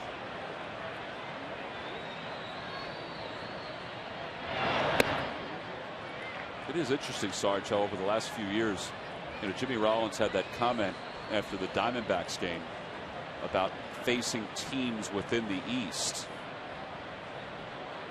2-3 years ago, I think everybody would have thought with the foundation of Reyes and Wright and the foundation of Howard and Rollins and Utley that these 2 teams would be battling for the division year in and year out. It just hasn't happened that way. Well, no, it hasn't happened, and good thing too. Phillies have kind of taken that over a little. To center field, Victorino makes the catch, and there are 2 outs. You know, the way you have the rivalry is where you have 2 teams that are almost about the same and fighting all the way down for the championship to the last maybe a week or so. You know, but after J-Roll coming out that first year and saying, hey, we're the team to beat, it's been that way. They've almost intimidated, if you will, the New York Mets. Even though they do play We got a nice hard. stretch coming up of teams in the East, and it could be a good time for the Phillies to get out. Continue success. Thanks for coming on. Hot. Hey, God. So he had other comments, too, to throw your way, Sarge. He's never lost any words either. I mean, he's another one that has funds, and you never know what he's going to say when he has a mic in front of him. Caught you off guard, didn't he? He really did. That doesn't usually happen a whole lot, but I got to tell you, didn't have much to say, but it sounds like you and Wills did after all that laughter. Here's the 0-1 to Murphy. Inside, 1 ball and 1 strike. Well, you could see on Jimmy's face that he was ready for a comeback to whatever it was that you were going to ask him. Well, I'm just glad he's starting to hit the ball hard, easier to talk to. Although I will say he's one of the few that when he's not hitting the ball good, he will talk and talk about hitting. But he starts to get his game going and getting on and stealing bases. It's going to make it that much easier for this team to win. 1-2 pitch. Breaking ball, tapped foul. That was a good pitch. Had him way off balance, and it remains 1-2.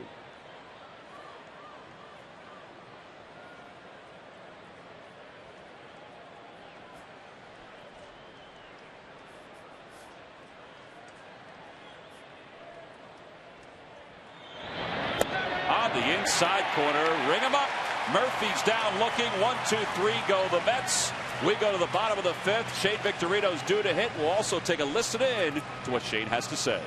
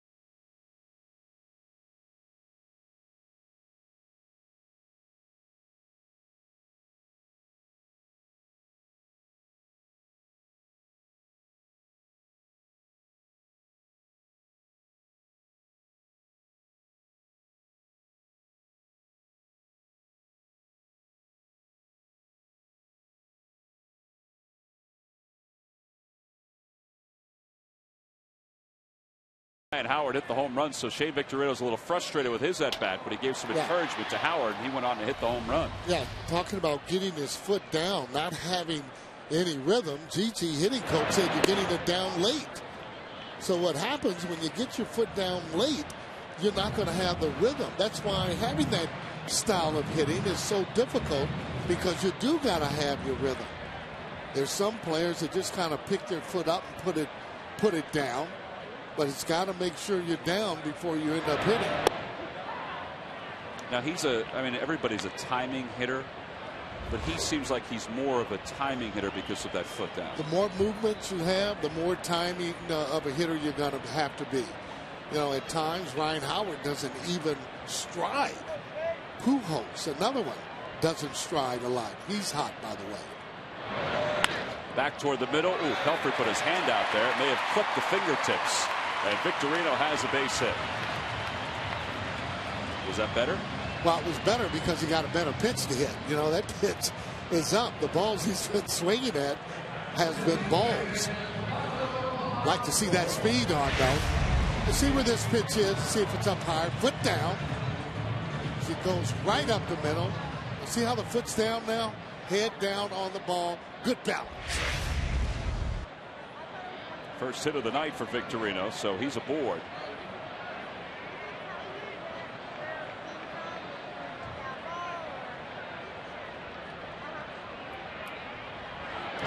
Quick toss over, and Victorino's back ahead of the tag.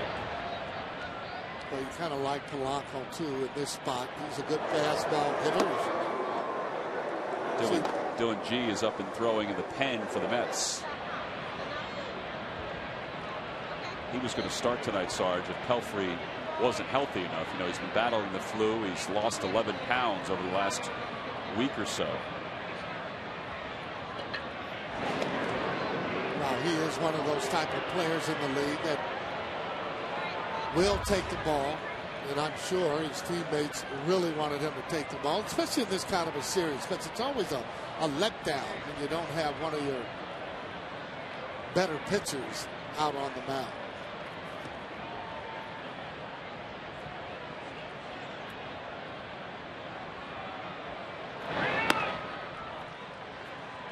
See that right away, how Pelfrey actually looked over to see whether or not he was running or not. Well, that takes away from your concentration to be able to hit your spot in or outside.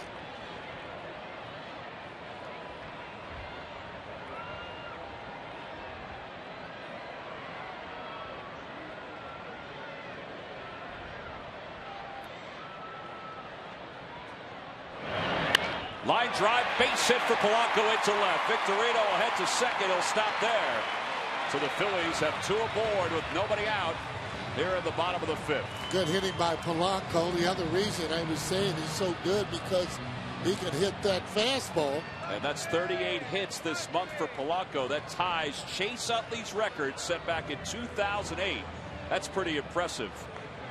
That's a lot of hits to get in a month. Considering that there's still the rest of this game and tomorrow to be played, he could see that record go bye-bye very easily.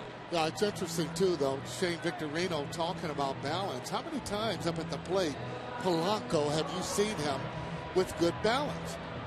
Very seldom do you see him swing at pitches that are in the dirt or over his head. He has concentration, knows his strike zone. And one of the reasons he's had a lot of success, besides the ability to be a good major league player. Well, now Rollins with nobody out and runners on first and second. He's already 2 for 2. See, Polanco's at first, Victorino's at second. Phillies have a chance for a good size inning here. And a breaking ball dropped in for strike 1. Big here if he can get a hit. Score Victorino, put runners on first and third.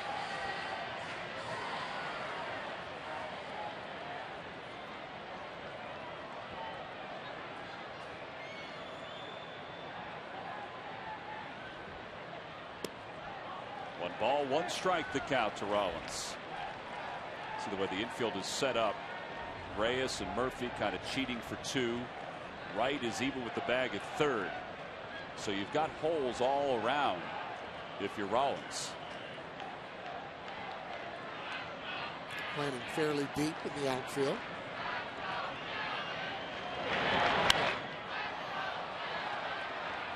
He fouls it over the third base dugout. 1-2 the count.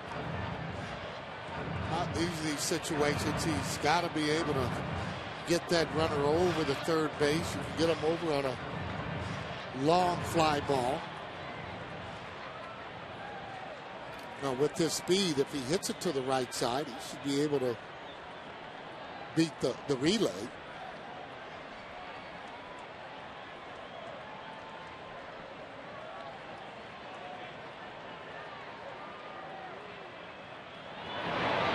Outside, 2 balls and 2 strikes.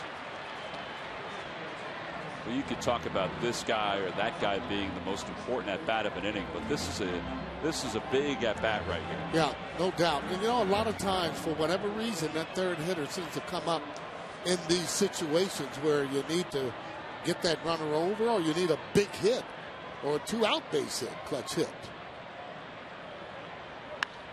And he popped it up left side. Reyes is over on the rim of the infield. Infield fly rule is called.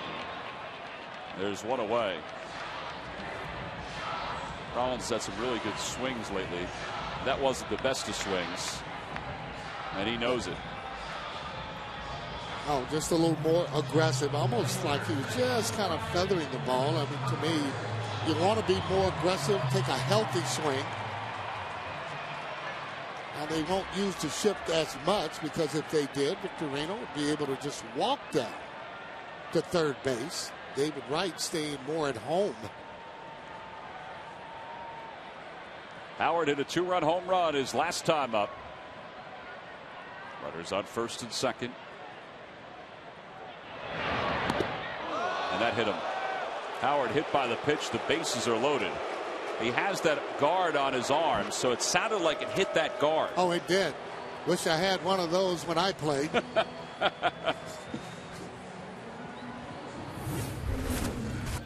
Take a look here at this home run in the 4th inning.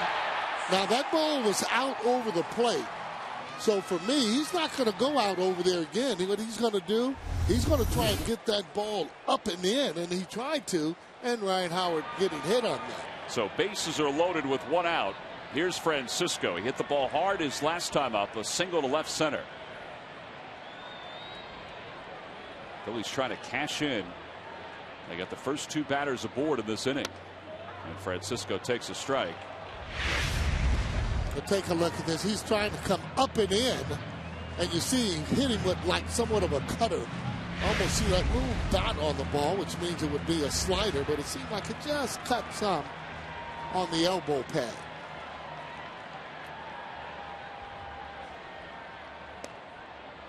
One ball and 1 strike to count. Francisco, by the way, has 16 runs batted in this first month of the year. It's not too shabby. Not too shabby, but with his opportunities for me. Correct. Could be easy in the 20s somewhere.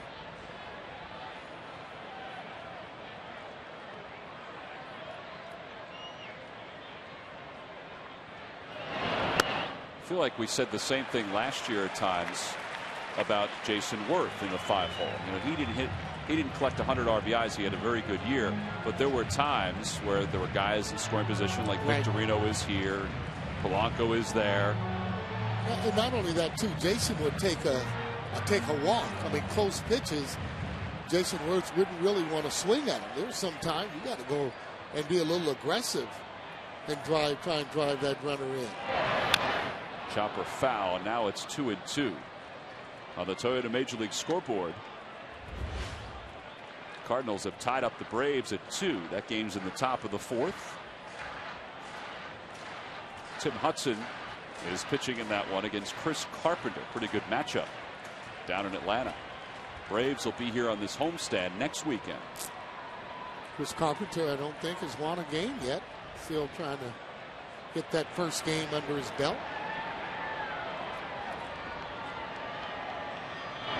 Hit hard, base hit into left field. Victorino will score. Here comes Polanco. He'll score easily. A 2-run single for Francisco. And the Phillies are up 4-0. That's big.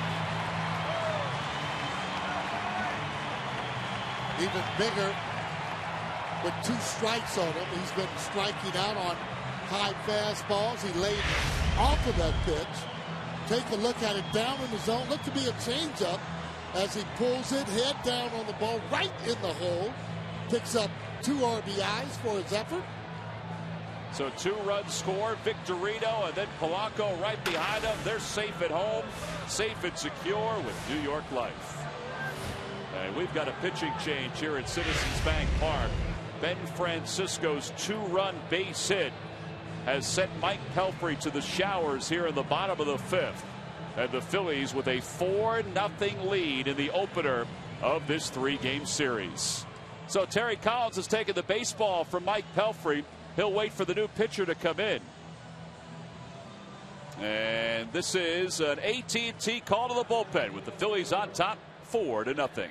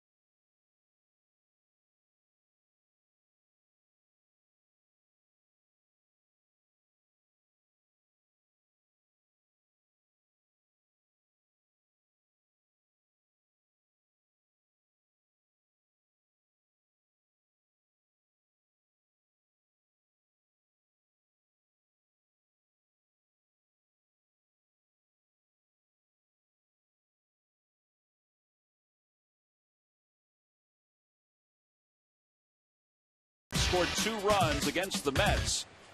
And Mike Pelfrey's evening is complete. Another short outing for Pelfrey against the Philadelphia Phillies. And the 2 runners on base are his responsibility. Phillies with 4 runs on 8 hits. So Dylan G will take over 2-0 with 2.31 ERA. And G was supposed to start tonight if Pelfrey couldn't. So he was in there as the long man, and he's being used early tonight. And he'll face Raul Ibanez. With Francisco on first, he came through with a big 2-run base hit, and Ryan Howard on second. Ibanez is 0 for 2. His only home run this year came against the Mets and Tim Burdack. That was 3 weeks ago.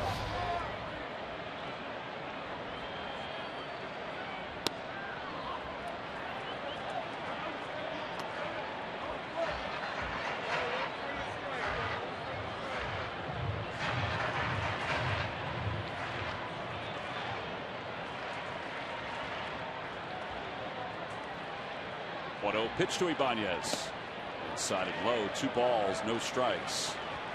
Should be a fastball right now. And one thing for Ibanez, just doesn't want to be late on it, but making sure it's a strike. These are the kind of situations, Tom, you go up to the plate. You don't even want to look at the board because your average is below 200. You keep your head down as you go to the plate. But here lately, though, Ibanez has been getting himself out as opposed to the pitcher getting him out by swinging at bad pitches.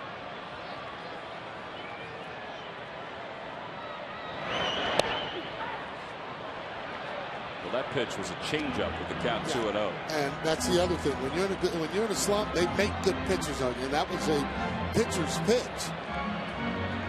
Would he double up on the changeup here or come after the fastball? It looks like he's feeling good, but I got to stay because I'm not hitting. The one pitch I don't want to miss is just that fastball. Now the 2-1. He got the fastball, hit it in the air to center. And Friday is under it to make the catch. Base runners go back. There are 2 outs. Well, he got a good pitch. He had a pretty good swing on it, but he just missed it. Yeah, that's a pitch normally he's going to hit and really hit hard. He was a little bit careful on it, but again, that's what happens when you're not swinging at strikes. You know, you're not as quick as you would like.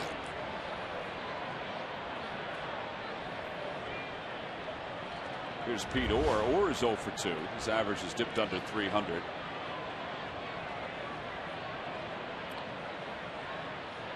And he takes on the inside corner.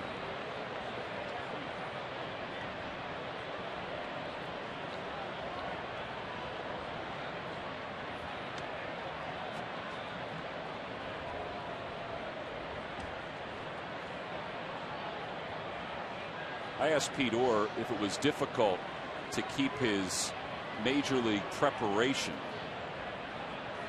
all year last year down in the minors, because it's so different playing in the majors compared to even AAA. Said the biggest thing here in the majors, you have a ton of video, a ton of information on every starter. Down there you may have some video, not a lot, just some. Obviously the size of the ballparks has an impact on you. Yep. And he said, you know, just lifting, weightlifting, as he's out in front of that curve. You know, they don't have the same facilities. You don't stay in the same kind of hotels. Isn't that the truth? Not only that, imagine the lights in a lot of the ballparks aren't the way they are here. You're facing a pretty hard thrower, difficult to see the balls coming to the plate. 1-2 the count to Orr. Breaking ball swung on and missed. He's down on strikes, and Dylan G has come in and settled things down for the Mets. But the Phillies do score 2 on the base hit by Francisco. They'll take a 4-0 lead into the 6th.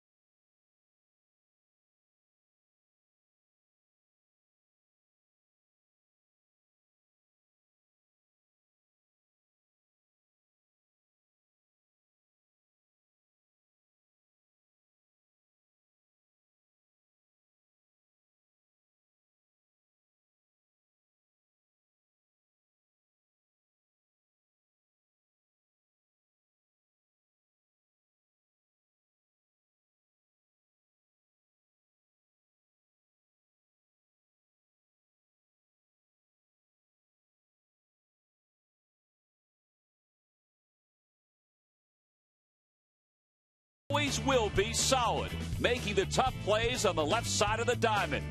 At the plate, he has come out swinging in the first month, getting on base often near the top of the lineup. Placido Polanco is as reliable as they come, and his steady efforts are brought to you by Independence Blue Cross. We're here for you every step of the way. Well, Placido Polanco has picked up his 38th hit of the month in front of this sold-out crowd. Another sellout, 135 in a row here at Citizens Bank Park. And with one more day left in April and another at-bat or two tonight, he's tied Chase Utley for the most hits in the month of April. That's a lot of hits. 38. Hope it continues as the year moves on. Well, usually you have those 30 hits in April, you're going to have a pretty good year. At some point this year, you would expect that Polanco is going to reach 2,000 hits for his career. David Wright leads it off in the 6th, then takes a fastball low. So now with a 4-0 lead, the attention turns to Vance Worley, who worked a 1-2-3 fifth and now begins the 6th against Wright, who's 0 for 2. And a swing and a miss, 1-1. Good slider as the ball moves away from David Wright. He's already set him up with a whole lot of fastballs on the inside. Should open up that outside. David doesn't like that ball on the inside part of the plate. Just a little too far outside on that fastball, and it's 2-1. You know, for whatever reason, when you get hit in the head the way that David did, it takes you some time to be able to get back and feel confident. That one's right back up the middle. Just the second hit of the night for the Mets. So the leadoff batter's aboard. Hey, Wednesday, May 18th, the Phillies will begin a 2-game, yes, very brief series against the Colorado Rockies. We want to come in to see the Rockies. They are one of the best teams in the National League. Troy Tulowitzki and Carlos Gonzalez and Ubaldo Jimenez. 2 night games, both 7:05. Thursday's games, Teva Respiratory Asthma Awareness Night. You can purchase your tickets by going to Phillies.com. Carlos Beltran is 0 for 2. He hit into a double play his first time up. Struck out looking his last time.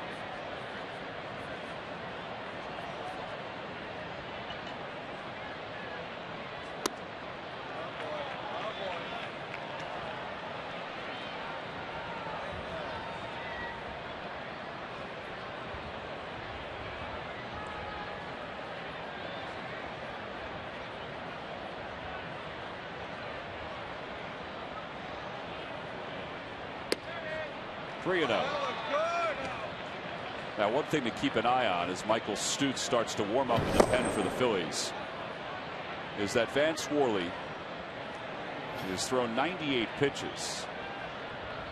His high this year in the minors is 102. There's 99, and now there are 2 aboard. He may not be around much longer. In fact, here comes Rich Doobie. This is the first trip, and this may just be to give him a couple extra seconds to collect himself out there. Give him a little bit of a breather. Tell him to get his pitches down. Really only a pitch away, getting that double play ball. You know what I like though, Sarge? Just his look of disgust as he was talking to Brian Schneider with himself and the situation. You know, there's a little emotion there. Yeah. Well, you don't want to walk batters. You want to make them hit to get on, make them work to get on.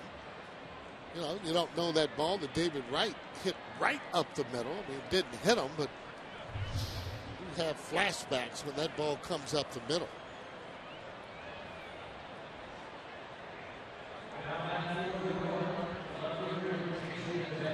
Well, Jason Bay has walked. He's also flied to right.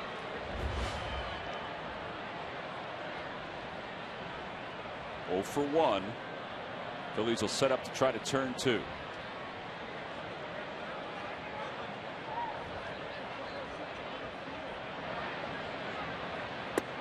Inside, 1-0.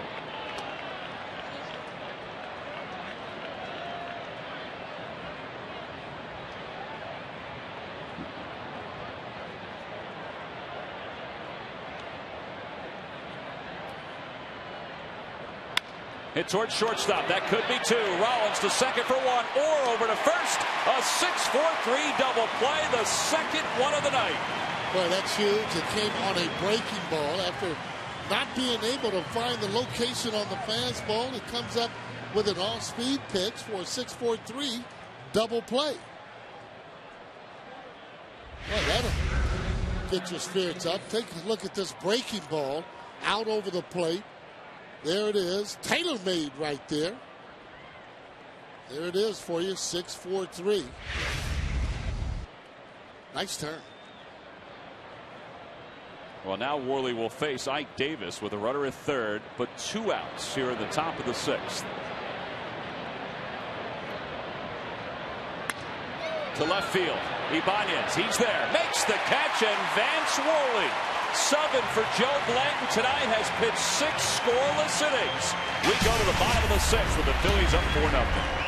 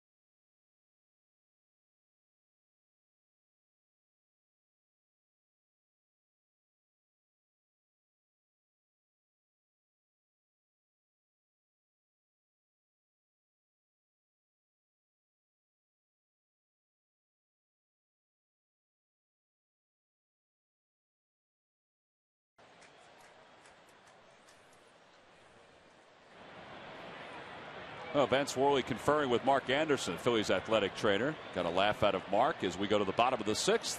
And Brian Schneider leads it off. He checks his swing on the first pitch. It'll be Schneider and then John Mayberry, who's out of the on-deck circle. So Worley's night is done. I'll tell you what, 6 good innings. Walks aside. He pitched well. And Schneider's out in front. 1 ball, 1 strike. Oh, that's really nice. Get out of the game with a positive feeling. Got into some trouble. Got out of it.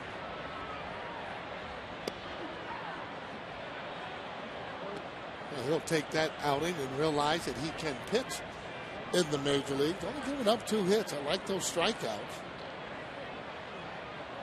The other thing, too, is if you remember, the Phillies committed 2 errors in the first inning for the first time since May of 2010. And that prolonged that first inning for him. Sure did. As Schneider fouls it off into the upper deck. 2-2 the count to Brian to lead off the 6th. The Phillies up 4-0.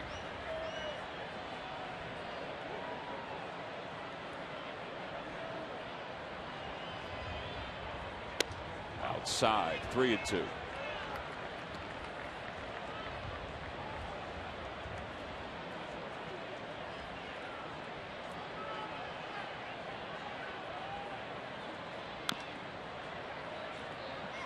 Sarge, we heard during the Open that Jimmy Rollins was talking about these games against the National League East.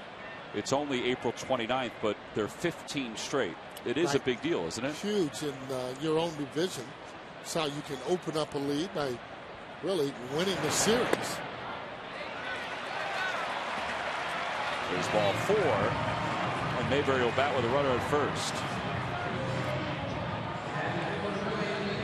Phillies baseball is brought to you by Acura.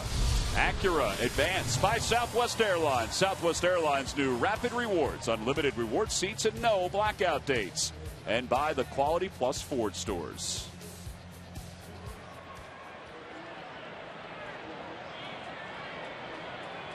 So here is Mayberry with nobody out here in the bottom of the 6th. Phillies pinch hitters lead the league at 361. 13 pinch hits, and Mayberry's done his share. See his numbers overall. I think it's one of the most difficult jobs in baseball to come off that bench and pinch hit. Try and deliver a hit. Line drive toward left, Bay coming in, and he made the catch. I couldn't tell if that took a hop into his glove or not. Ball was hit hard. Oh boy. Right on the screws as he hits this ball. Take a look at it, fastball. See whether or not he trapped it or not, and he did. See it again. There we go. You see how he kind of lifts it up there a little bit? Hard to tell there. I mean, we're way behind home plate and upstairs. I still can't tell. I think it kind of bounced a little bit there for me, but gets an Academy Award for it anyway. We'll ask him about that tomorrow, whether or not he caught it. Victorino takes one low and away. There looked like there was some movement, whether it was movement in the glove. I thought it bounced up into the glove, like a very short hop. Yep. Victorino singled and scored in the 5th. 1 for 3. He's been on base twice. On the outside corner, 1-1.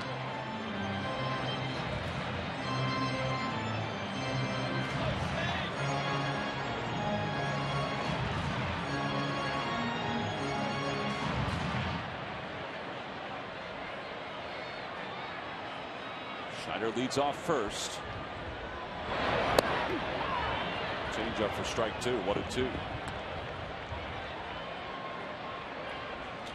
Greg Gross, hitting coach, also mentioned that he's getting that leg down late. And he's starting it too late. He just started a little bit earlier.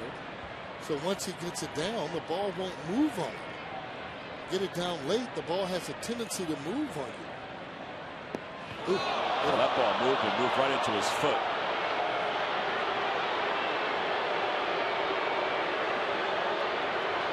Phillies don't need anybody else injured. Second batter hit tonight.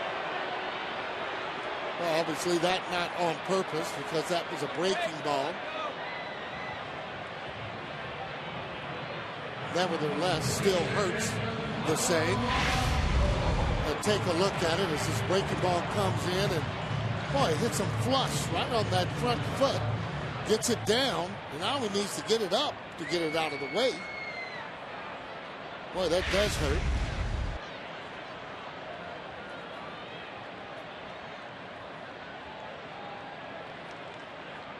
So Polanco's the batter with runners on first and second.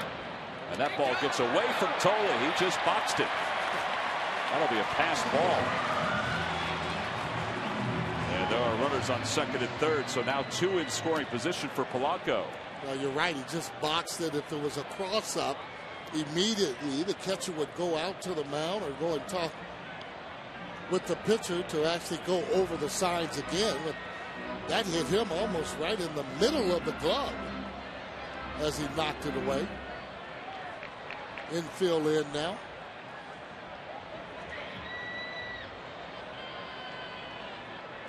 Want to know the count as the infield does commit, as Sarge said. Outside 2-0. They said here you could kind of break the game open. Phillies are 1 for 9 with runners in scoring position. It doesn't seem like they've struggled so much tonight in that category because they lead 4-0. That's why you like all those chances, having runners in scoring position. They have left 6 so far. Back toward the middle. Murphy has it on the backhand. They've got Victorino caught. He's trying to run him down, and he does. Victorino thought Schneider was taken off on contact. Schneider stopped. And that cost Victorino 2 outs. Schneider just didn't break on contact, so he didn't go, even though the ball was maybe a half a step behind Murphy as he backhanded it. Yeah, usually there's a sign that, hey, we're going on contact, meaning that runner in second is going to go. Somebody must have missed the sign because Schneider hasn't gone at all, and the ball's almost there. So that's really a bad read because that ball takes him all the way where Shane is. By then, he would have been able to score. He would have to turn around and throw the ball. So now Rollins will bat. Takes one outside, and it's 1 ball and no strikes. So Victorino was correct in going, and Schneider was incorrect. Sarge, is that what it? If they had the go on contact, then Schneider was wrong. Victorino thinking that it was on contact because he was going over to third all the way. So I would think someone messed up the sign. 2-0 the count to Rollins.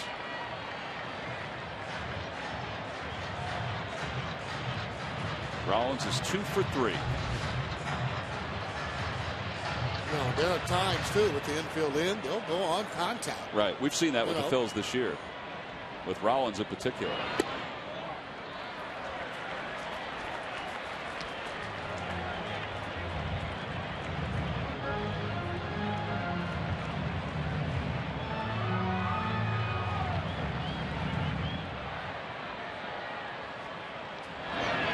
Outside. Bases are now loaded for Ryan Howard.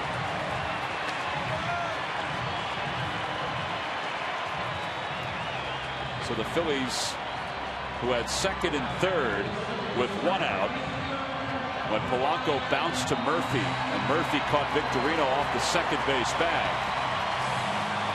He wasn't really looking at Schneider, and Schneider hadn't broken, so that's why he was caught. Now have the bases loaded and 2 outs for Ryan Howard, who's homered tonight. He's been hit by a pitch.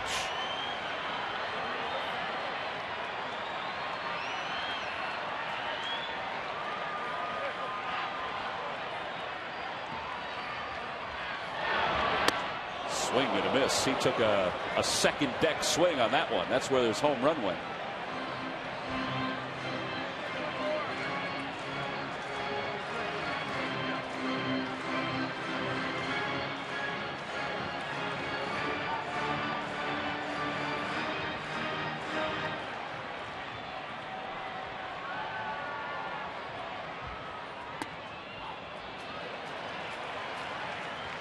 That's why they'd rather swing at if it's a strike. I want to swing at that ball too high. Right? The base is loaded. Pressure is always on the pitcher to throw a strike. Be better to zone hit now, meaning get that ball down somewhere near the belt area. Outside, 2-1. With each ball he takes out of the strike zone, it sets him up for a ball that he can handle, a better one. He's in the driver's seat, get a chance to look for whatever pitch that he wants. 2-1 the count to Howard. With the bases loaded. And the pitch. High fastball, cut on and missed. It's 2-2. Out of the zone. You know, again, too high for me. You know, imagine now being able to be 3-1 as opposed to 2-2. Very big difference. That's why for hitters to be able to hitting counts. Doesn't guarantee you're going to get hits, but it will make it easier for you to get the pitch that you want.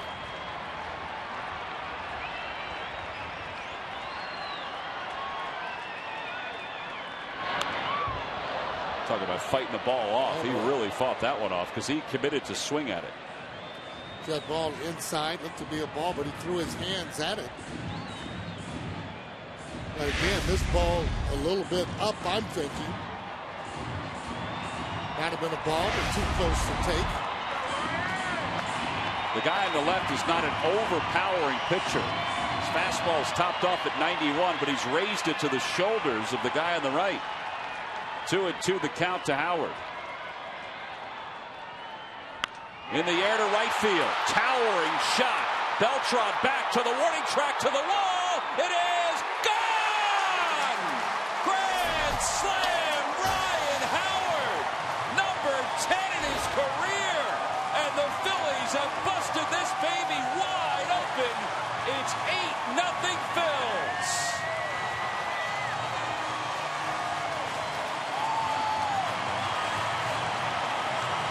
Well, that just gets all the fans up out of their seats as Ryan Howard really takes the game on his shoulders as he hits his second home run. Grand slam style. On this one, take a look at it. He wants the ball down. He gets his hands through, and it is see you later. Indication of how this ball carries in the field as they're having Ryan Howard come out for a curtain call. Well deserved here tonight. 1-1 the count to Francisco. The first home run, which was a 2-run shot, it was a blast into the second deck. That one, a towering shot, went into the second row of the first deck. Each one different in their own personality. Yeah, how about that wind blowing out to right field? A little bit carried out there. I mean, again, you got to give him credit to hit the ball. But the fact is, it always helps to be able to play with the elements. So now Ryan Howard with 259 home runs ties Del Ennis for second place all time in Phillies history. That is rather impressive that he has been able to head up the charts and is now second all time. Really is. A lot of home runs, a lot of RBIs. A lot of grand slams. 10 grand slams is a lot of grand slams. And the side is retired, but the damage is done in a big way by the peak piece. His second home run of the night. This one was majestic in every sense of the word. It just sounded like it was a grand slam.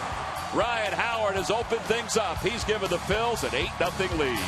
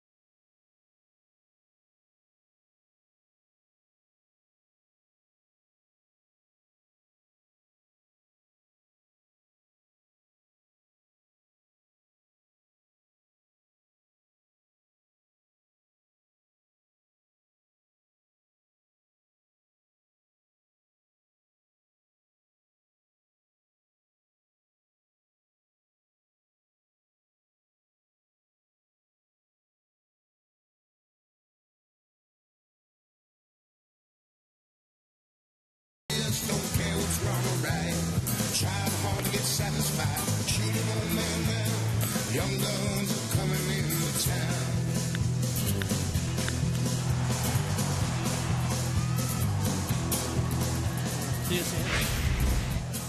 What a show by Ryan Howard here tonight, and also by Vance Worley. He gave him a great 6 innings, worked out of a couple of jams, and Ryan has 2 home runs, 6 runs batted in, including the grand slam, and he's hit 3 home runs in his last 2 games. And power hitters, they hit him in bunches, and maybe Ryan Howard's off on a little tear now. That's 27 RBIs now for Howard, and you know, we could sit here and go over one number after another. 31 career home runs against the Mets. Yeah. His first career home run was against the Mets, Shea Stadium. So he's given the Phillies an 8-0 lead.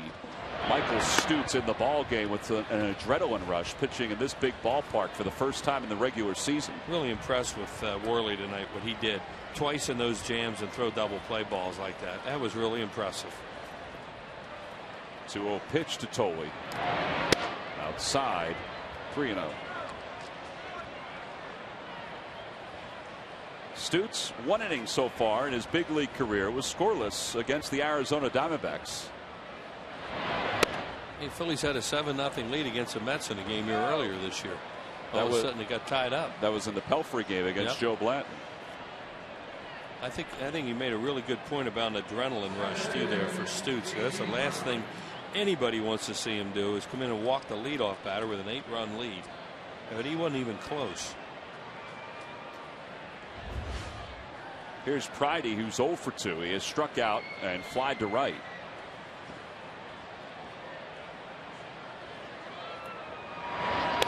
There's a strike, and it's 0-1. Looked like Brian had him throw a breaking ball there. You know, sometimes you're just that wild with your fastball, throw something off speed, try and get that over and get back into a little bit of a groove.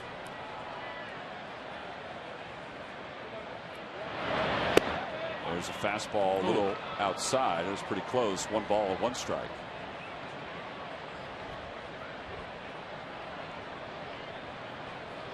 Gary Cedarstrom, the home plate umpire tonight.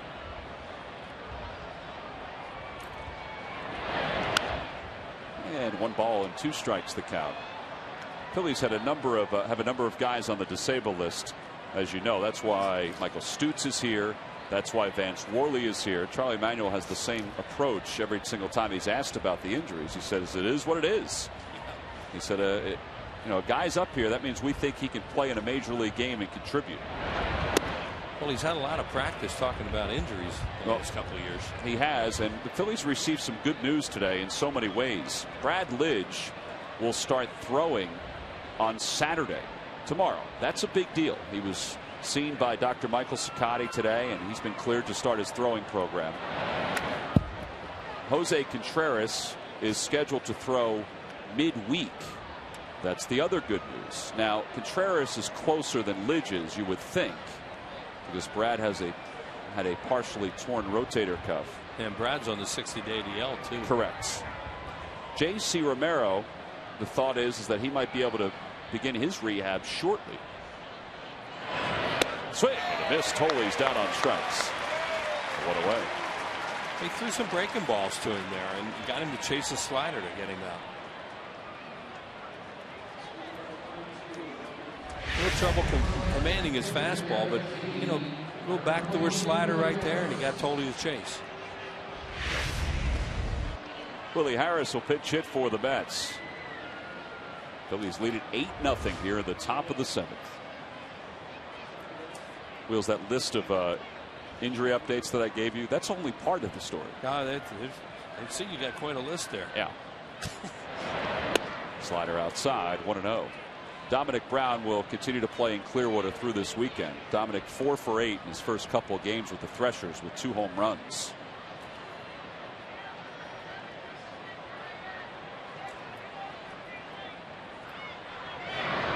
Joe Blanton, who Vance Worley started for tonight, according to Ruben Amaro, may begin throwing again in 2 to 3 days. So that's the good news. He's eligible to come off the disabled list on May 10th. Harris the opposite way, caught by Polanco on the dive. Great reactions by Placido Polanco, 2 away. He's playing up a little bit for Willie Harris because of his speed. The fact that he made bunt. This is what the third baseman sees. That's why they call it the hot corner. And that's slower than it happened, obviously, because there's very little time to react down there, especially when you're playing in. So now Reyes with 2 outs. Worley did a tremendous job on Reyes. Did not allow him to table set for this team tonight. Got him out 3 times. 0 for 3. He's flied out twice. Struck out looking his first time up. A much better chance to beat the New York Mets if you can keep this guy and making him have him make right turns down there. I think a lot of times, too, if you get him out the first time or two, not that you take him totally out of the game, but you kind of set the table for the rest of the game. Because it plays, I think, in any leadoff hitter's mind. Well, this guy has so much energy when he gets on base that he scores runs in all different ways. And Vance was able to get him out 3 times. 2 balls and 2 strikes as Reyes fouls that off, and then shakes out his hand. He slid into second last night late in that game in Washington. I could bet anything he would have hurt his fingers or his hand, but he stayed right in the game, so he's all right. But he made a really awkward slide. Outside 3-2, so the runner will be off. Then there was that play in Washington where he thought he had a triple, and he had his hand on the bag at third, and it was pushed off by Jerry Hairston. Yeah. And he was called out. He wasn't happy about that. He shouldn't have been. There goes the runner. And a flare hit foul over the third base side and out of play. Well, these lucky fans are tonight's Citizen 7. They will each receive a prize pack courtesy of Citizens Bank. Citizens Bank with the most 7-day branches in the Philadelphia area. To find a branch near you, visit citizensbank.com. 3-2 the count to Reyes with the runner at first. The pitch. Back toward the middle, off the glove of Stutz. He better find it. He does. Flips underhand in time to get Reyes. 1-3 on the putout. Took a little longer than you'd like it to, but Stutz is through the 7th. It's time to stretch.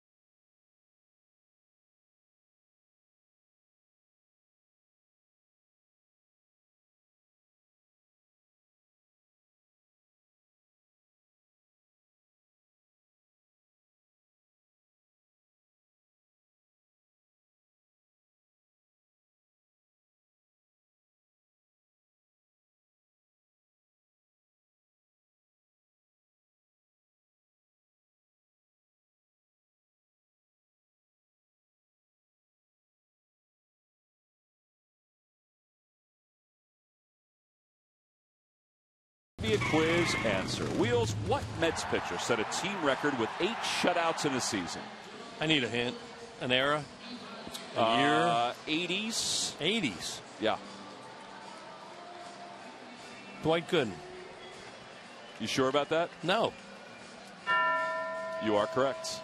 Doc Gooden shut out the National League 8 times in 1985. He had 16 complete games. He was unbelievable. Well, and folks from back in the 50s, 40s, whatever, will say 16 complete games is not a big deal. No, it was. But in the 80s, yeah, it was. It was. Log back onto Phillies.com to find out if you're the winner of a Phillies prize pack. Thanks for playing Dodge Stump the Fans. I remember the great Bob Gibson, the first year that Doc Gooden was in the league. Was that his first year? 85? 83? 84? Well, whatever his first year was, as Igarashi comes into the game. Now, I remember Gibby said, this guy may never be as good again as he is that first year. And he really never was as spectacular. He was always good. But that first year of his was just ridiculous how good he was. It's a shame the personal problems Gooden had. Well, between he and Darryl Strawberry both folks thought they both were going to be Hall of Famers. Yeah, oh yeah, and should have been. Ibanez leads it off against Igarashi. Gooden was 17-9 in 1984 as a rookie. That was his first year. Yeah. I mean, you know, we're talking about all those shutouts, complete games the next year, but he was mortal that year. You know, that first year, the guys, I mean, they just couldn't hit him, and he threw fastball, curveball. That's all he had. Big old hook and a real hard, high fastball. Reminded you of Koufax that year. Ball 4, and Ibanez walks on 4 pitches. Igarashi's in the second year of a 2-year guaranteed contract. He was exposed to everybody else in the Rule 5 draft this year, but because he was scheduled to make $1.5 million, they didn't expect that anybody would pick him up. He's a guy who played 11 years in Japan, had 37 saves one season in Japan. But then, in his first taste of baseball in the United States, had an ERA of 7.12 last year.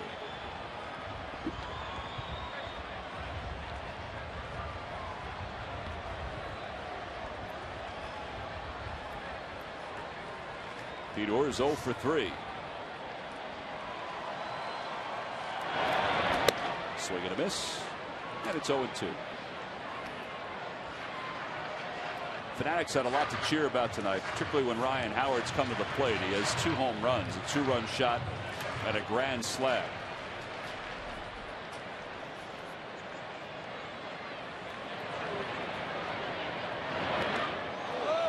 That ball took a bounce and still hit Fedor. It's the 3rd guy hit by a pitch tonight. Yeah, and it wasn't. She said it took a bounce. It was a split or a changeup. Speaking of Ryan Howard, Coors Light freeze can. Let's take a look at his 2 home runs. And watch the opposite swings right here. Look how he gets extended on this one and barrels it. That's the first home run. That's the one that goes into the second deck. Now now watch him pull his arms in. Look where his arms are compared to the other one and where that bat angle is. And he still gets it up into the wind and hits it out of the ballpark into the lower stand. You said that one was way up in the air too, but totally different swings, but he's so strong. Coors Light Freeze Camp brought to you by Frost Brewed Coors Light. And again, the second home run was his 10th grand slam of his career.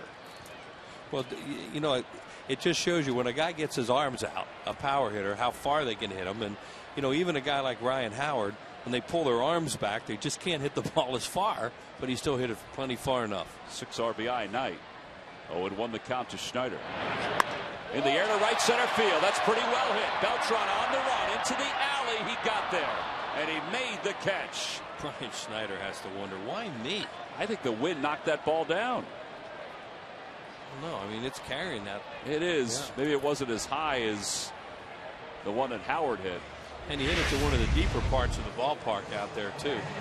Pitches up in the strike zone, and Beltran's running better than we saw him early. When he was here early in April, he was not running that well. He's running a lot smoother now, it looks like. Michael Martinez will pinch hit for Michael Stutz. Donnie Baez is up and throwing in the pen for the Phils. By the way, speaking of Ryan Howard's slams, I mean 10, it's a lot. The record for grand slams is by Lou Gehrig with 23. But the National League record, Willie McCovey with 18. Right, and Ryan Howard has 10 now.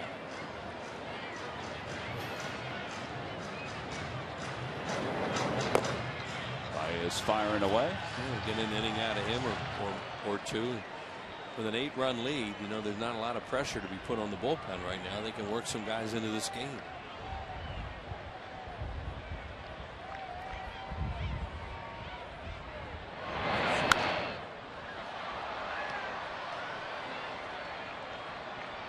You know, they're doing this on the night their 5th starter goes, who replaced their 5th starter. And now the rotation is set up to get going again tomorrow afternoon with Roy Halladay. Yeah, Roy Halladay tomorrow, Cliff Lee on Sunday, off day on Monday. It's supposed to be Roy Oswalt on Tuesday. Roy went back home to Mississippi to take care of his family. There are a number of tornadoes, as everybody has now heard, throughout the South. Alabama, Mississippi, Georgia, and Roy's town did get hit. But fortunately, according to reports, everything's okay where he lives. And whether he pitches again on Tuesday, well, the next couple of days will tell us that. And we hope everybody's okay, not only in his hometown, but also all along the South. I mean, there was a lot of devastation. Horrible. Record tornadoes as far as intensity. 1-2 the count to Martinez. The pitch. Fouls it back.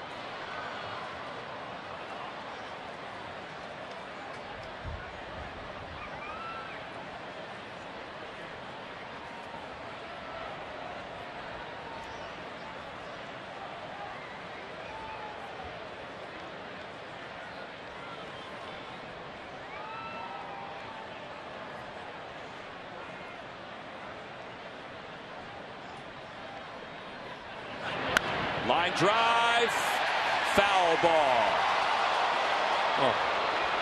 Lance Barksdale had the best view of it, other than Becca, the Phillies ball girl. Yeah, all he could hope there is it was going to catch some chalk. The line drive doesn't matter where it goes over the bag. You got to catch some chalk on the other side.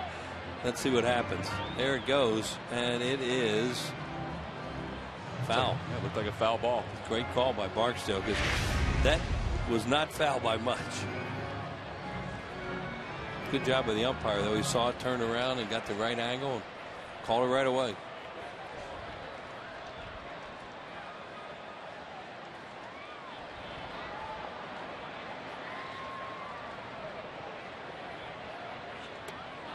And Martinez got a piece of it, but it was held on to by THOLE. 2 outs. Let's listen in to Shane Victorino tonight. You hit that one good, did you? And you hit it good enough, but it stayed straight. Yeah. Good boy, Paulie. Well, I get hit, you get hit. Is that how it works? I don't get hit, you don't get hit? I don't get hit, so I don't. I got to get you mad to get a hit? What did you get, on the ankle? Oh, my gosh, right on the head. On the bone. Oh, Victorino having that conversation with Reyes. Reyes saying, "You're always out there." Here's Victorino with 2 outs and runners on first and second. And it's 1 ball and no strikes. We appreciate Shane wearing that microphone for us, because it does add something different to the telecast. Oh, yeah. I mean, we've gotten some pretty good stuff from him tonight. Baseball stuff, how courteous he is, saying hi to everybody, seeing how they're doing. But also, you know, giving us a little insight on the game itself, telling us about his timing at the plate, that he felt like it was just off tonight in his first couple of at-bats. Well, he has a very outgoing personality. He is the perfect guy to mic.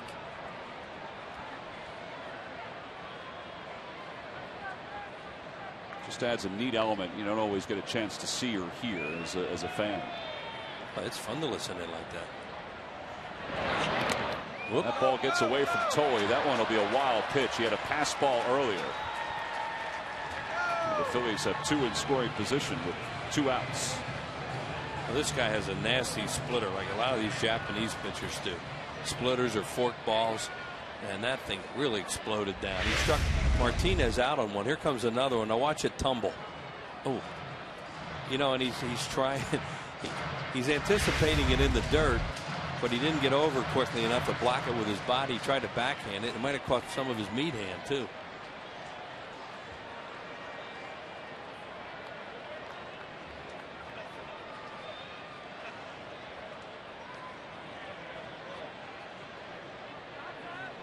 Phillies hope to keep this stuff up. All of a sudden they started to score some runs in the last 3 games. Yeah, in fact, the last 2 games against Arizona, 24 hits and 13 runs. And now tonight, 9 hits and 8 runs and a couple of homers.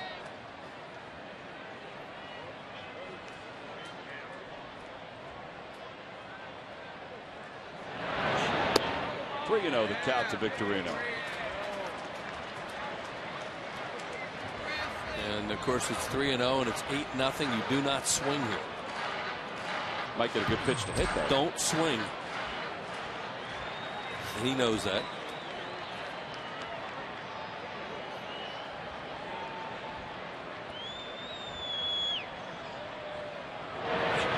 Ball 4. The bases are loaded.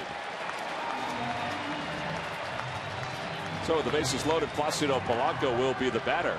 Monday, May 23rd, the Phillies will start a 4-game series with the Cincinnati Reds. Reds are playing the Marlins this weekend, losing tonight. All 3 of the 4 games are night games. The final game is a Citizens Bank Business Person Special and Modell Sporting Goods Senior Stroll the Bases. Limited seats are available. You can go to Phillies.com to purchase your tickets. Dan Worthen's out to the mound.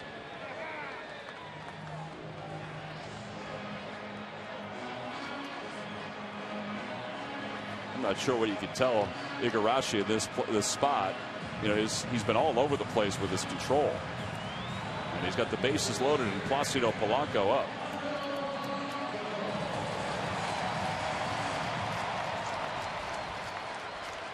Polanco's 1 for 4, couple runs scored. He's hit it 9 straight. And a breaking ball, little high. 1 ball, no strikes.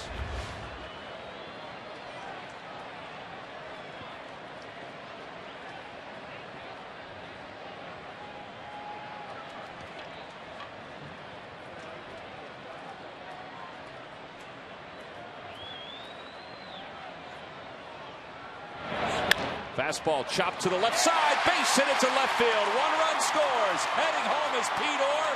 He'll score, and it's a record-breaking night as Placido Polanco picks up his 39th hit here in the month of April. That's a new Phillies record.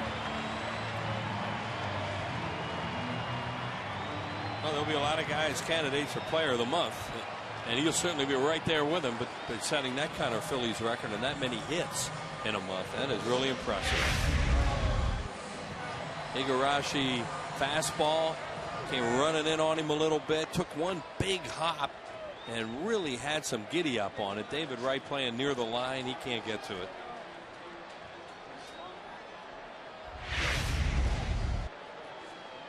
Two hits, 2 runs, 2 RBIs for Polanco. 10-0 Phillies, and Rollins takes one outside. Mets have been doing a good job in all phases of the game lately. Their bullpen's been outstanding. They've been scoring runs, pitching well, and the Phillies are just blowing them up here tonight.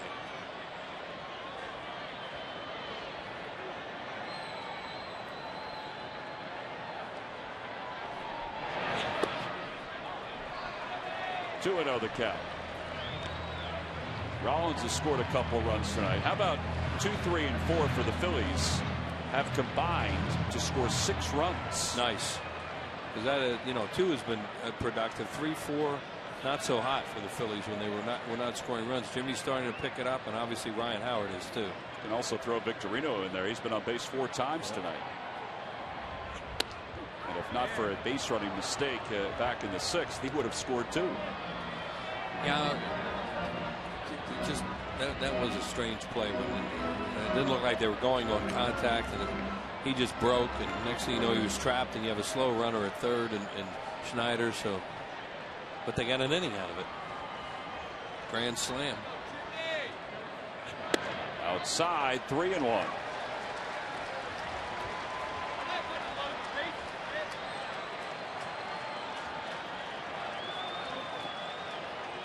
Burdack is up for Howard, who's on deck.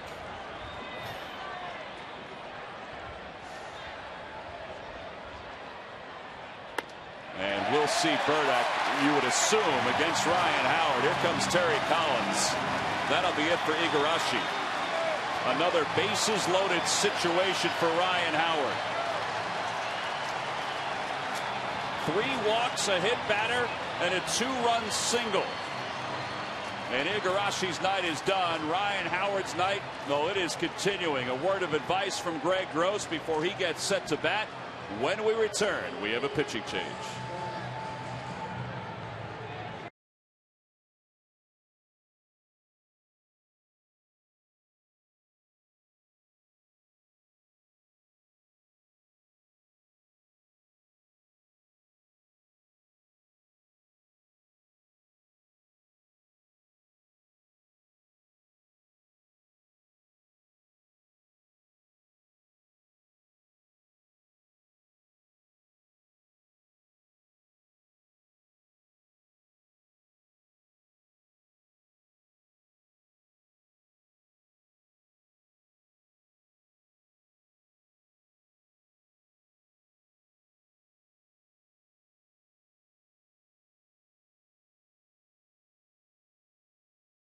knocked Mike Pelfrey, the starter for the Mets, out in the 5th. Now the 4th pitcher used on the night for the Mets, Tim Burdack, is in the game.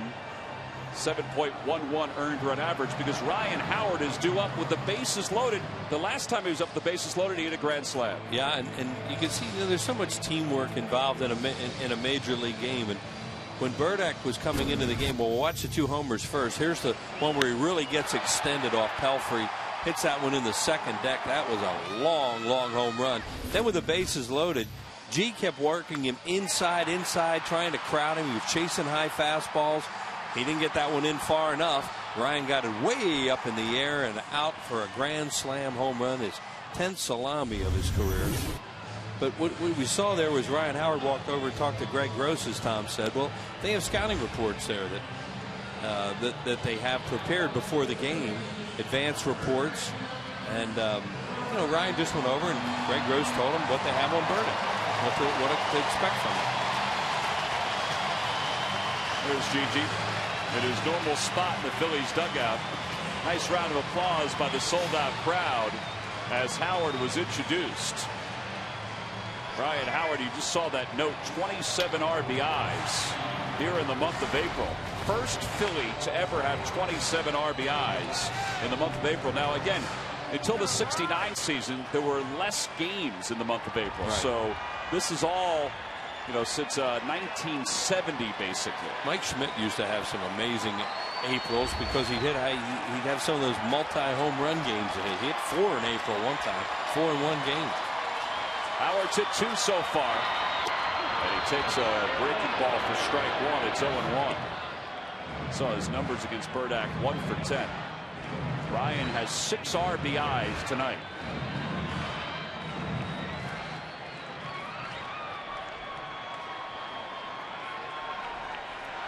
He's taken over the league lead in RBIs with just what he's done tonight.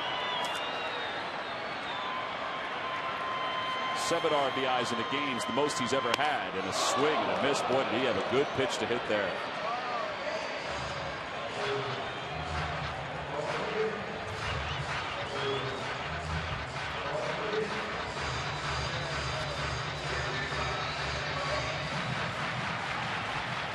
Bases are loaded, 2 outs, bottom of the 7th. 10-0 Phillies.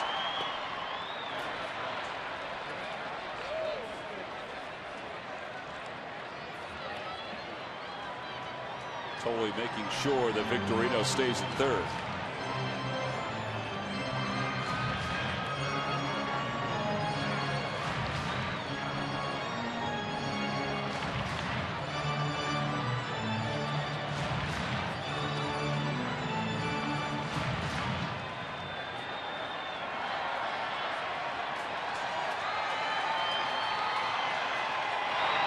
Swing and a miss. He got him.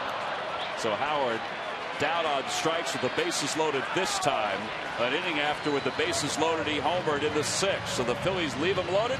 They get 2 more. We go to the 8th.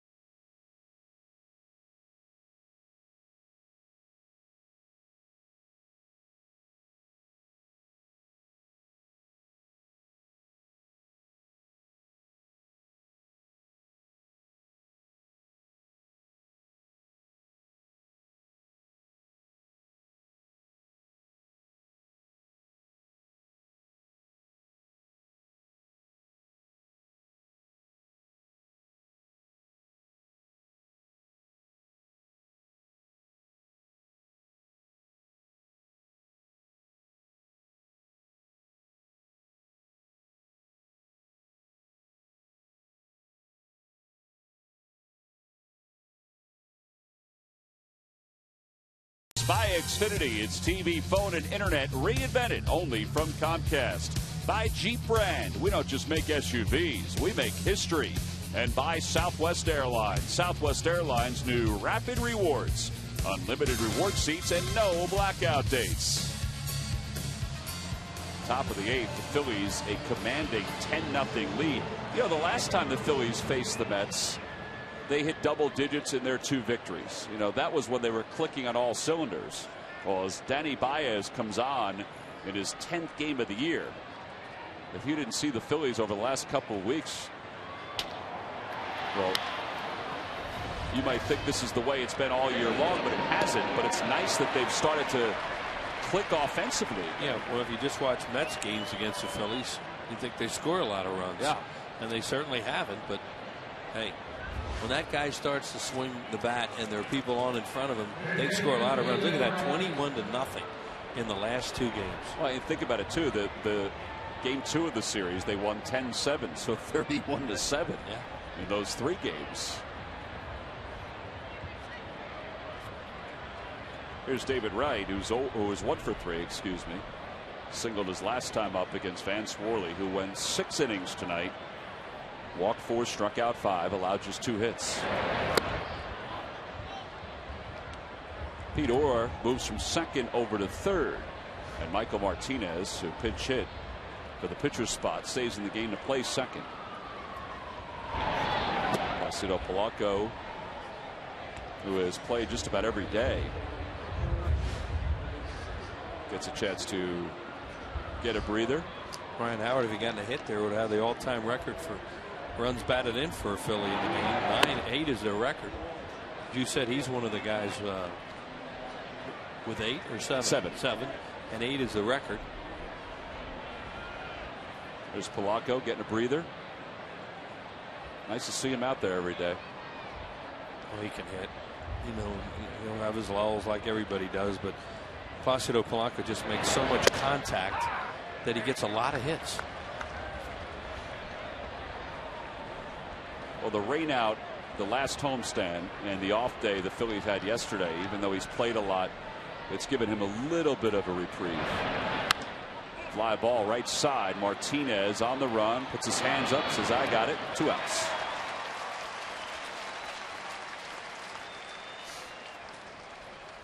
Well, we're heading into the month of June already, Wheels, with our promotions. The Dodgers will be here. Their one and only trip to Citizens Bank Park this regular season. It's a Hatfield Dollar Dog Night at the ballpark on the 6th of June. All 3 games are night games, and you can get tickets to all 3 of those games by going to Phillies.com. Dodgers, one of these stories in Major League Baseball this year, not the way they wanted. No, Tom Schieffer has been appointed by Major League Baseball to now run the Los Angeles Dodgers. Saw that name and wondered, and he is the brother of Bob Schieffer, the longtime CBS News correspondent and anchor. Face the Nation on Sundays. Really a good journalist. And his brother trying to figure out some of the things that are going on with the Dodgers. His brother ran the Texas Rangers when former President George Bush won the governor's position in Texas. He had been the president of the Rangers, and once he was elected governor, he had to give up that responsibility, and that's when Schieffer took over.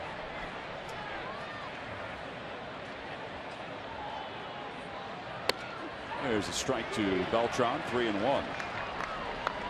Beltran walks a lot. You know, he's been very patient tonight.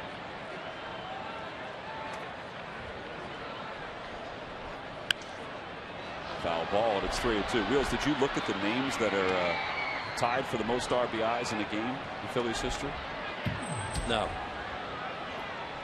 Can you name the 5? I just looked at it too, and I didn't read it. I just saw that. No, but I looked at the 8, and I saw all those names, and I never read any of the names. To left field, that's pretty well hit. Ibanez on the run to the track. The wind will keep it in the yard. I got a few ideas. And the side is retired. Bonus question when we return in the bottom of the 8th. If the Phillies retire the side in order at the top of the 8th.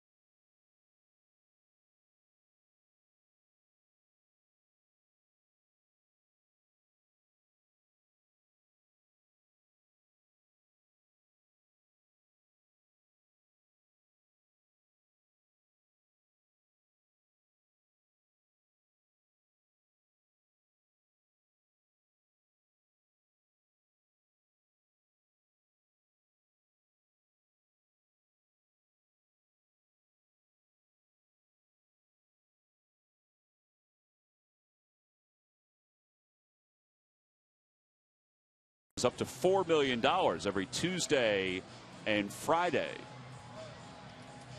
Get your tickets now for the Powerball for tomorrow. Got some changes for the Mets. Scott Hairston has come on to play right field. Who will be at shortstop? And the new third baseman is Justin Turner, excuse me. Just as Charlie Manuel is getting a reprieve for Placido Polanco. That's what Terry Collins is doing for Jose Reyes, David Wright, and Carlos Beltran. And Francisco leads it off, and he takes the first pitch outside. It's 1-0. All right, Wheels. There's David Wright getting his gloves, getting his bat. His night is done. What do you think about the Phillies hitters in history who have 8 RBIs in a game? Did Andy Semenick ever do it? Andy Semenick would be incorrect. Well, I'm done then. then you go back to guys like Chuck Klein and Cy Williams and Delahanty and those kinds. Did any of those guys ever do it? Well, those would be 3 good names, but no. Wow. It's not fair that we do the buzzer with this the bonus question. It's okay. 3-0 the count to Francisco. You have one recent guy. Robert Person. He had 7. I think he had 7. I think he did have 7. Game, didn't he? He did have 7. How about Von Hayes? Von Hayes is incorrect. Gee. Outside, ball 4. Francisco is aboard. He had all those RBIs in the first inning of one game. I mean, think about, at least for one, think about what you said before about home runs in April. Oh, Mike Schmidt. Mike Schmidt, 1976. Yeah. In April of 76. But that was the day he hit the 4 in a row. Right. Against Chicago.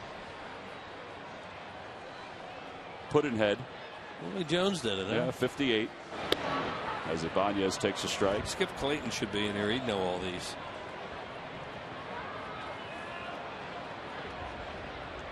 Kitty Bransfield. Yeah, I remember him. 1910.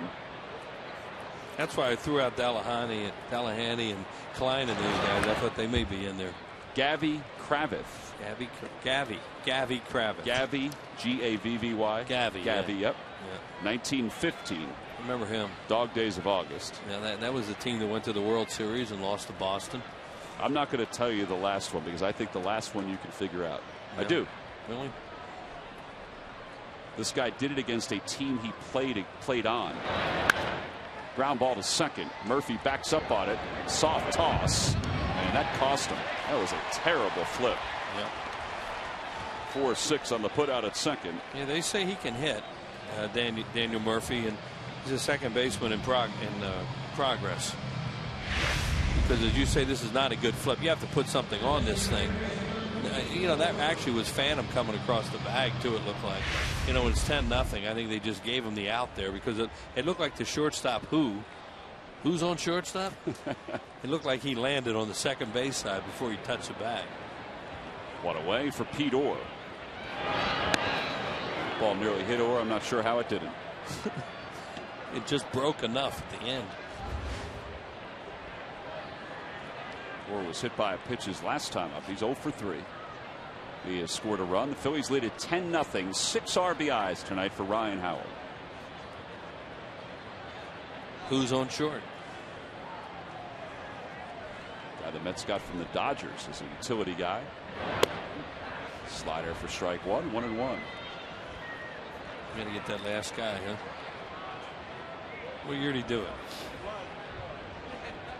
I think this is going to give it away. Feel free. 2008. Really? Yeah. I did not know that. On the hands, a foul ball. 1-2 the count.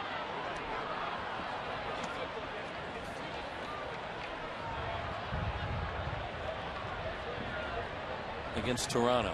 Against Toronto. Jason Worth. Jason Worth would be correct. May 16, 2008. Hit a grand slam in that game. That hit 3 home runs, I think. Hit 3, and yeah, he didn't hit a slam. You're right. He hit 3 home runs. Yeah. Swing and a miss. And Orr is rung up, second out here in the 8th. So 2 outs in the bottom of the 8th, and Brian Schneider will bat against Burdack. That's how close Ryan Howard came tonight to being the all-time Phillies RBI leader in a game. One more hit, just a single. Yeah, you figure that 2 runs would have easily scored. There were 2 outs. Sure. I say that because they would have gone on contact. Here's a guy that deserves a hit. He's been on base twice. He's hit a lot of balls hard. He has a hit tonight, but man, he's hit some balls hard.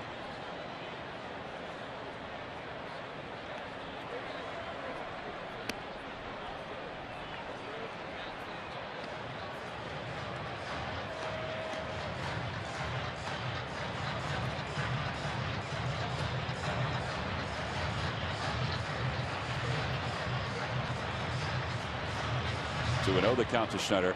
Schneider, when he was talking today, he was talking about the 2 balls that Chris Young robbed him of, or 3 balls he robbed him of in Arizona. That one's off the end of the bat. And Hairston started back. Now he comes in and he makes the catch. The side is retired.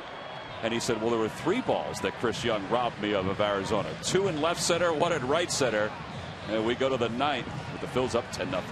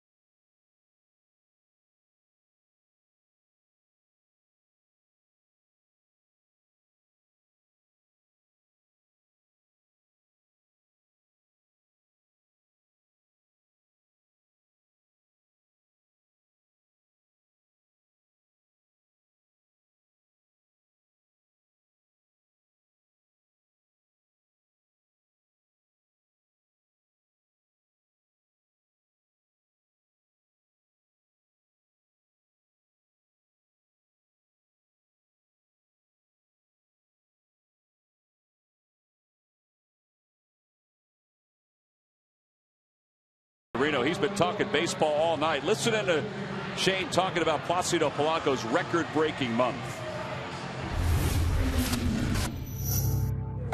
57 hits, bro? That's stupid.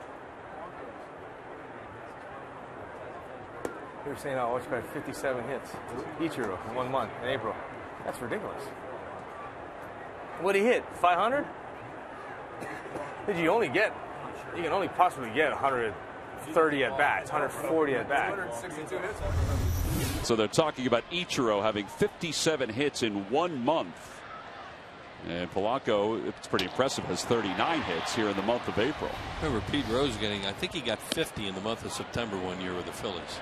50. Well, 50's a lot. 57 is an amazing amount. As Shane said, you don't only get so many at-bats in a month. Well, you have to be a hitter like Ichiro and Pete Rose to get 50 hits. It was 56 in August of 2004. And Pete had 50 in September, and I can't remember what year it was. That year that Ichiro had 56 in August, he had 262 hits, which broke George Sisler's record. Right. David Herndon's on here to pitch the 9th. And a grounder left side, Orr behind the bag. That one went right over the bag. Nice throw by Orr. 1 away here in the 9th. Oh, after Vance Worley went the first 6. The combination of Michael Stutz, Baez, and now Herndon.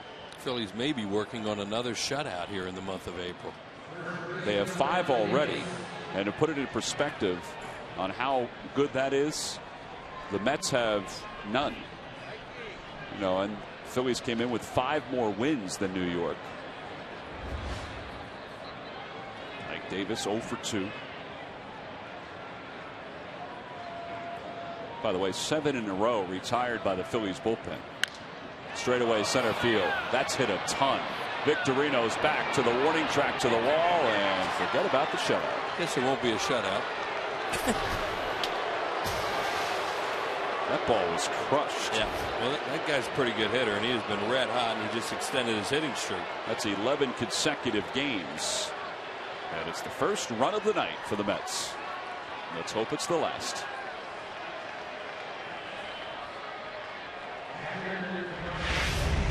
Yeah, he really gets some launch on this ball. Look, it's down, and Davis, he looks like he is a low ball hitter. The way he drops his hands and then kind of uppercuts, he likes the ball down. THOLE takes a strike. It's 0-1. 5 home runs now, 20 runs batted in for Davis. This being his first full year, you expect in the majors if he stays healthy. Came up last year.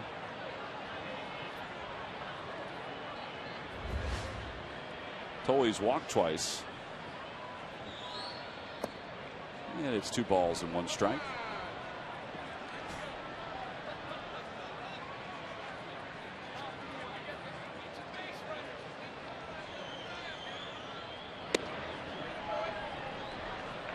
I think the grounds crew goes out to get all the baseballs that are in those bushes out in center. Yeah, that could be a real Easter egg hunt out there. Huh? Outside. Ball 4. I mean, it's one of the prettiest sights here at the ballpark. The ivy and the bushes out in center. Think about all the baseballs that have been hit out there over the years since this park opened. Yeah, that foliage is really starting to expand out there, too. It is really pretty. Hey, stay tuned for John Clark and Mike Missinelli. They'll have all the highlights, insights, plus Marty Bystrom's clubhouse interviews. Phillies postgame show live from Sugar House Casino after the game on PHL 17.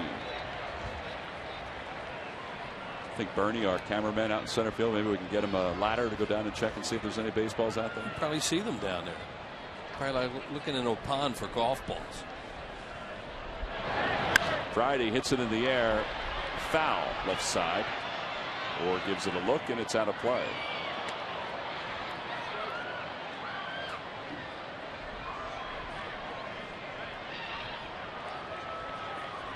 Well, David Herndon's trying to find something here. He's really struggled here in the month of April. Well, yeah, and this is a perfect inning to come in, no pressure. Just come in, get some outs, and get everybody in the clubhouse. Runner goes. Pitch is taken way inside. Early day tomorrow. Speaking of tomorrow, Roy Halladay will get the start for the Phillies. He'll be opposed by Jonathan Neese.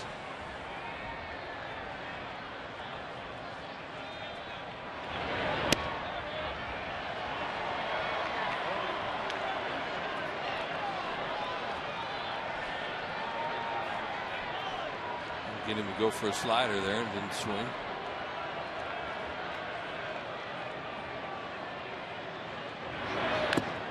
Swung at that one, got a piece of Brian Schneider.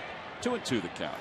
That's the reason they brought Dane Sardina up here. Heaven forbid if something would happen to Brian Schneider in the game, and then they don't have a catcher. No matter how much you talk about those emergency guys, they do not want to be back there. Pete Orr, he doesn't, you know, you can call him the emergency catcher. There's got to be some emergency.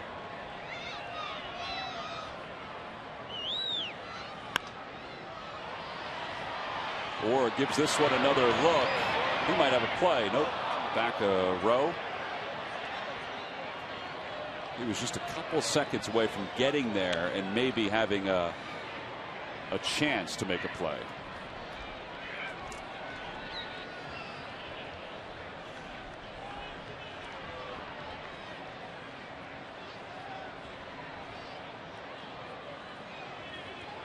To the count.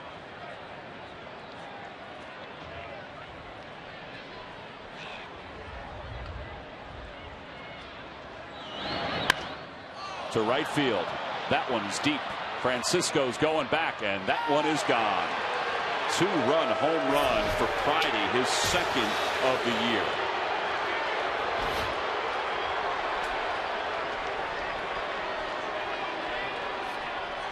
So 3 runs have scored for the Mets here in the 8th, or excuse me, here in the 9th. And Ronnie Paulino is going to pinch hit for New York. Yeah, he's the last guy left on their bench.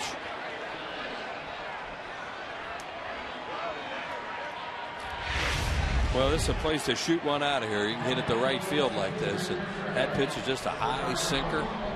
And he hit it hard, too. That sounded like a home run.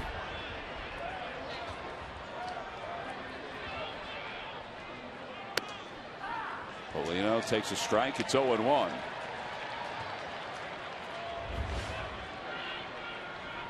So Paulino's career numbers: 31 homers, 192 RBIs, or has it 2 outs here in the 9th.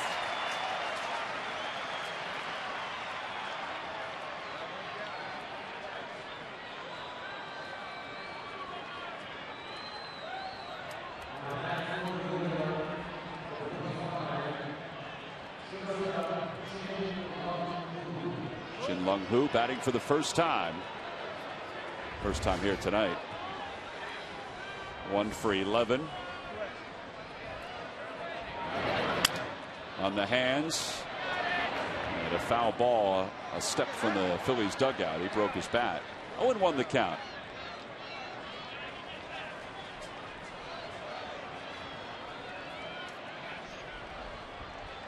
Who didn't like that bat?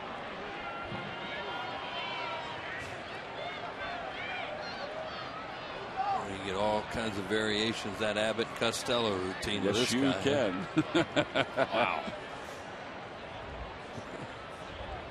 We used to have that on the video board in minor leagues, almost in every city. It's funny. It's still funny when you watch it. It was just a brilliant little comedy sketch.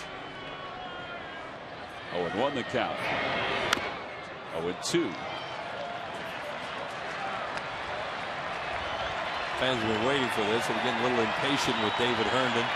They want to get it over with and stand up for that last strike. Stand up for that last strike and to pick up win number 17 here in the month of April. And there it is, a swing and a miss, and the side is retired. The Mets do score 3, but the Phillies pick up their 17th April victory. The big reason why, the big piece. 2 home runs, including a grand slam.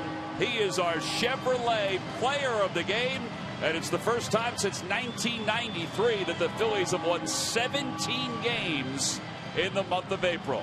Pretty impressive stuff, and that was a pretty impressive legacy for the Phillies to follow. Yeah, if he could have gotten 3 more, he would have had a club record. 2 more, he would have tied the club record. But a heck of a night for Ryan Howard, that's for sure.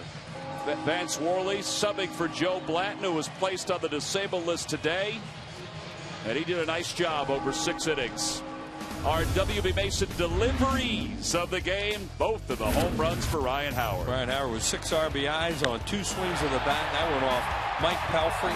4th career home run off Pelfrey into the upper deck. 2nd level out there. That's a long.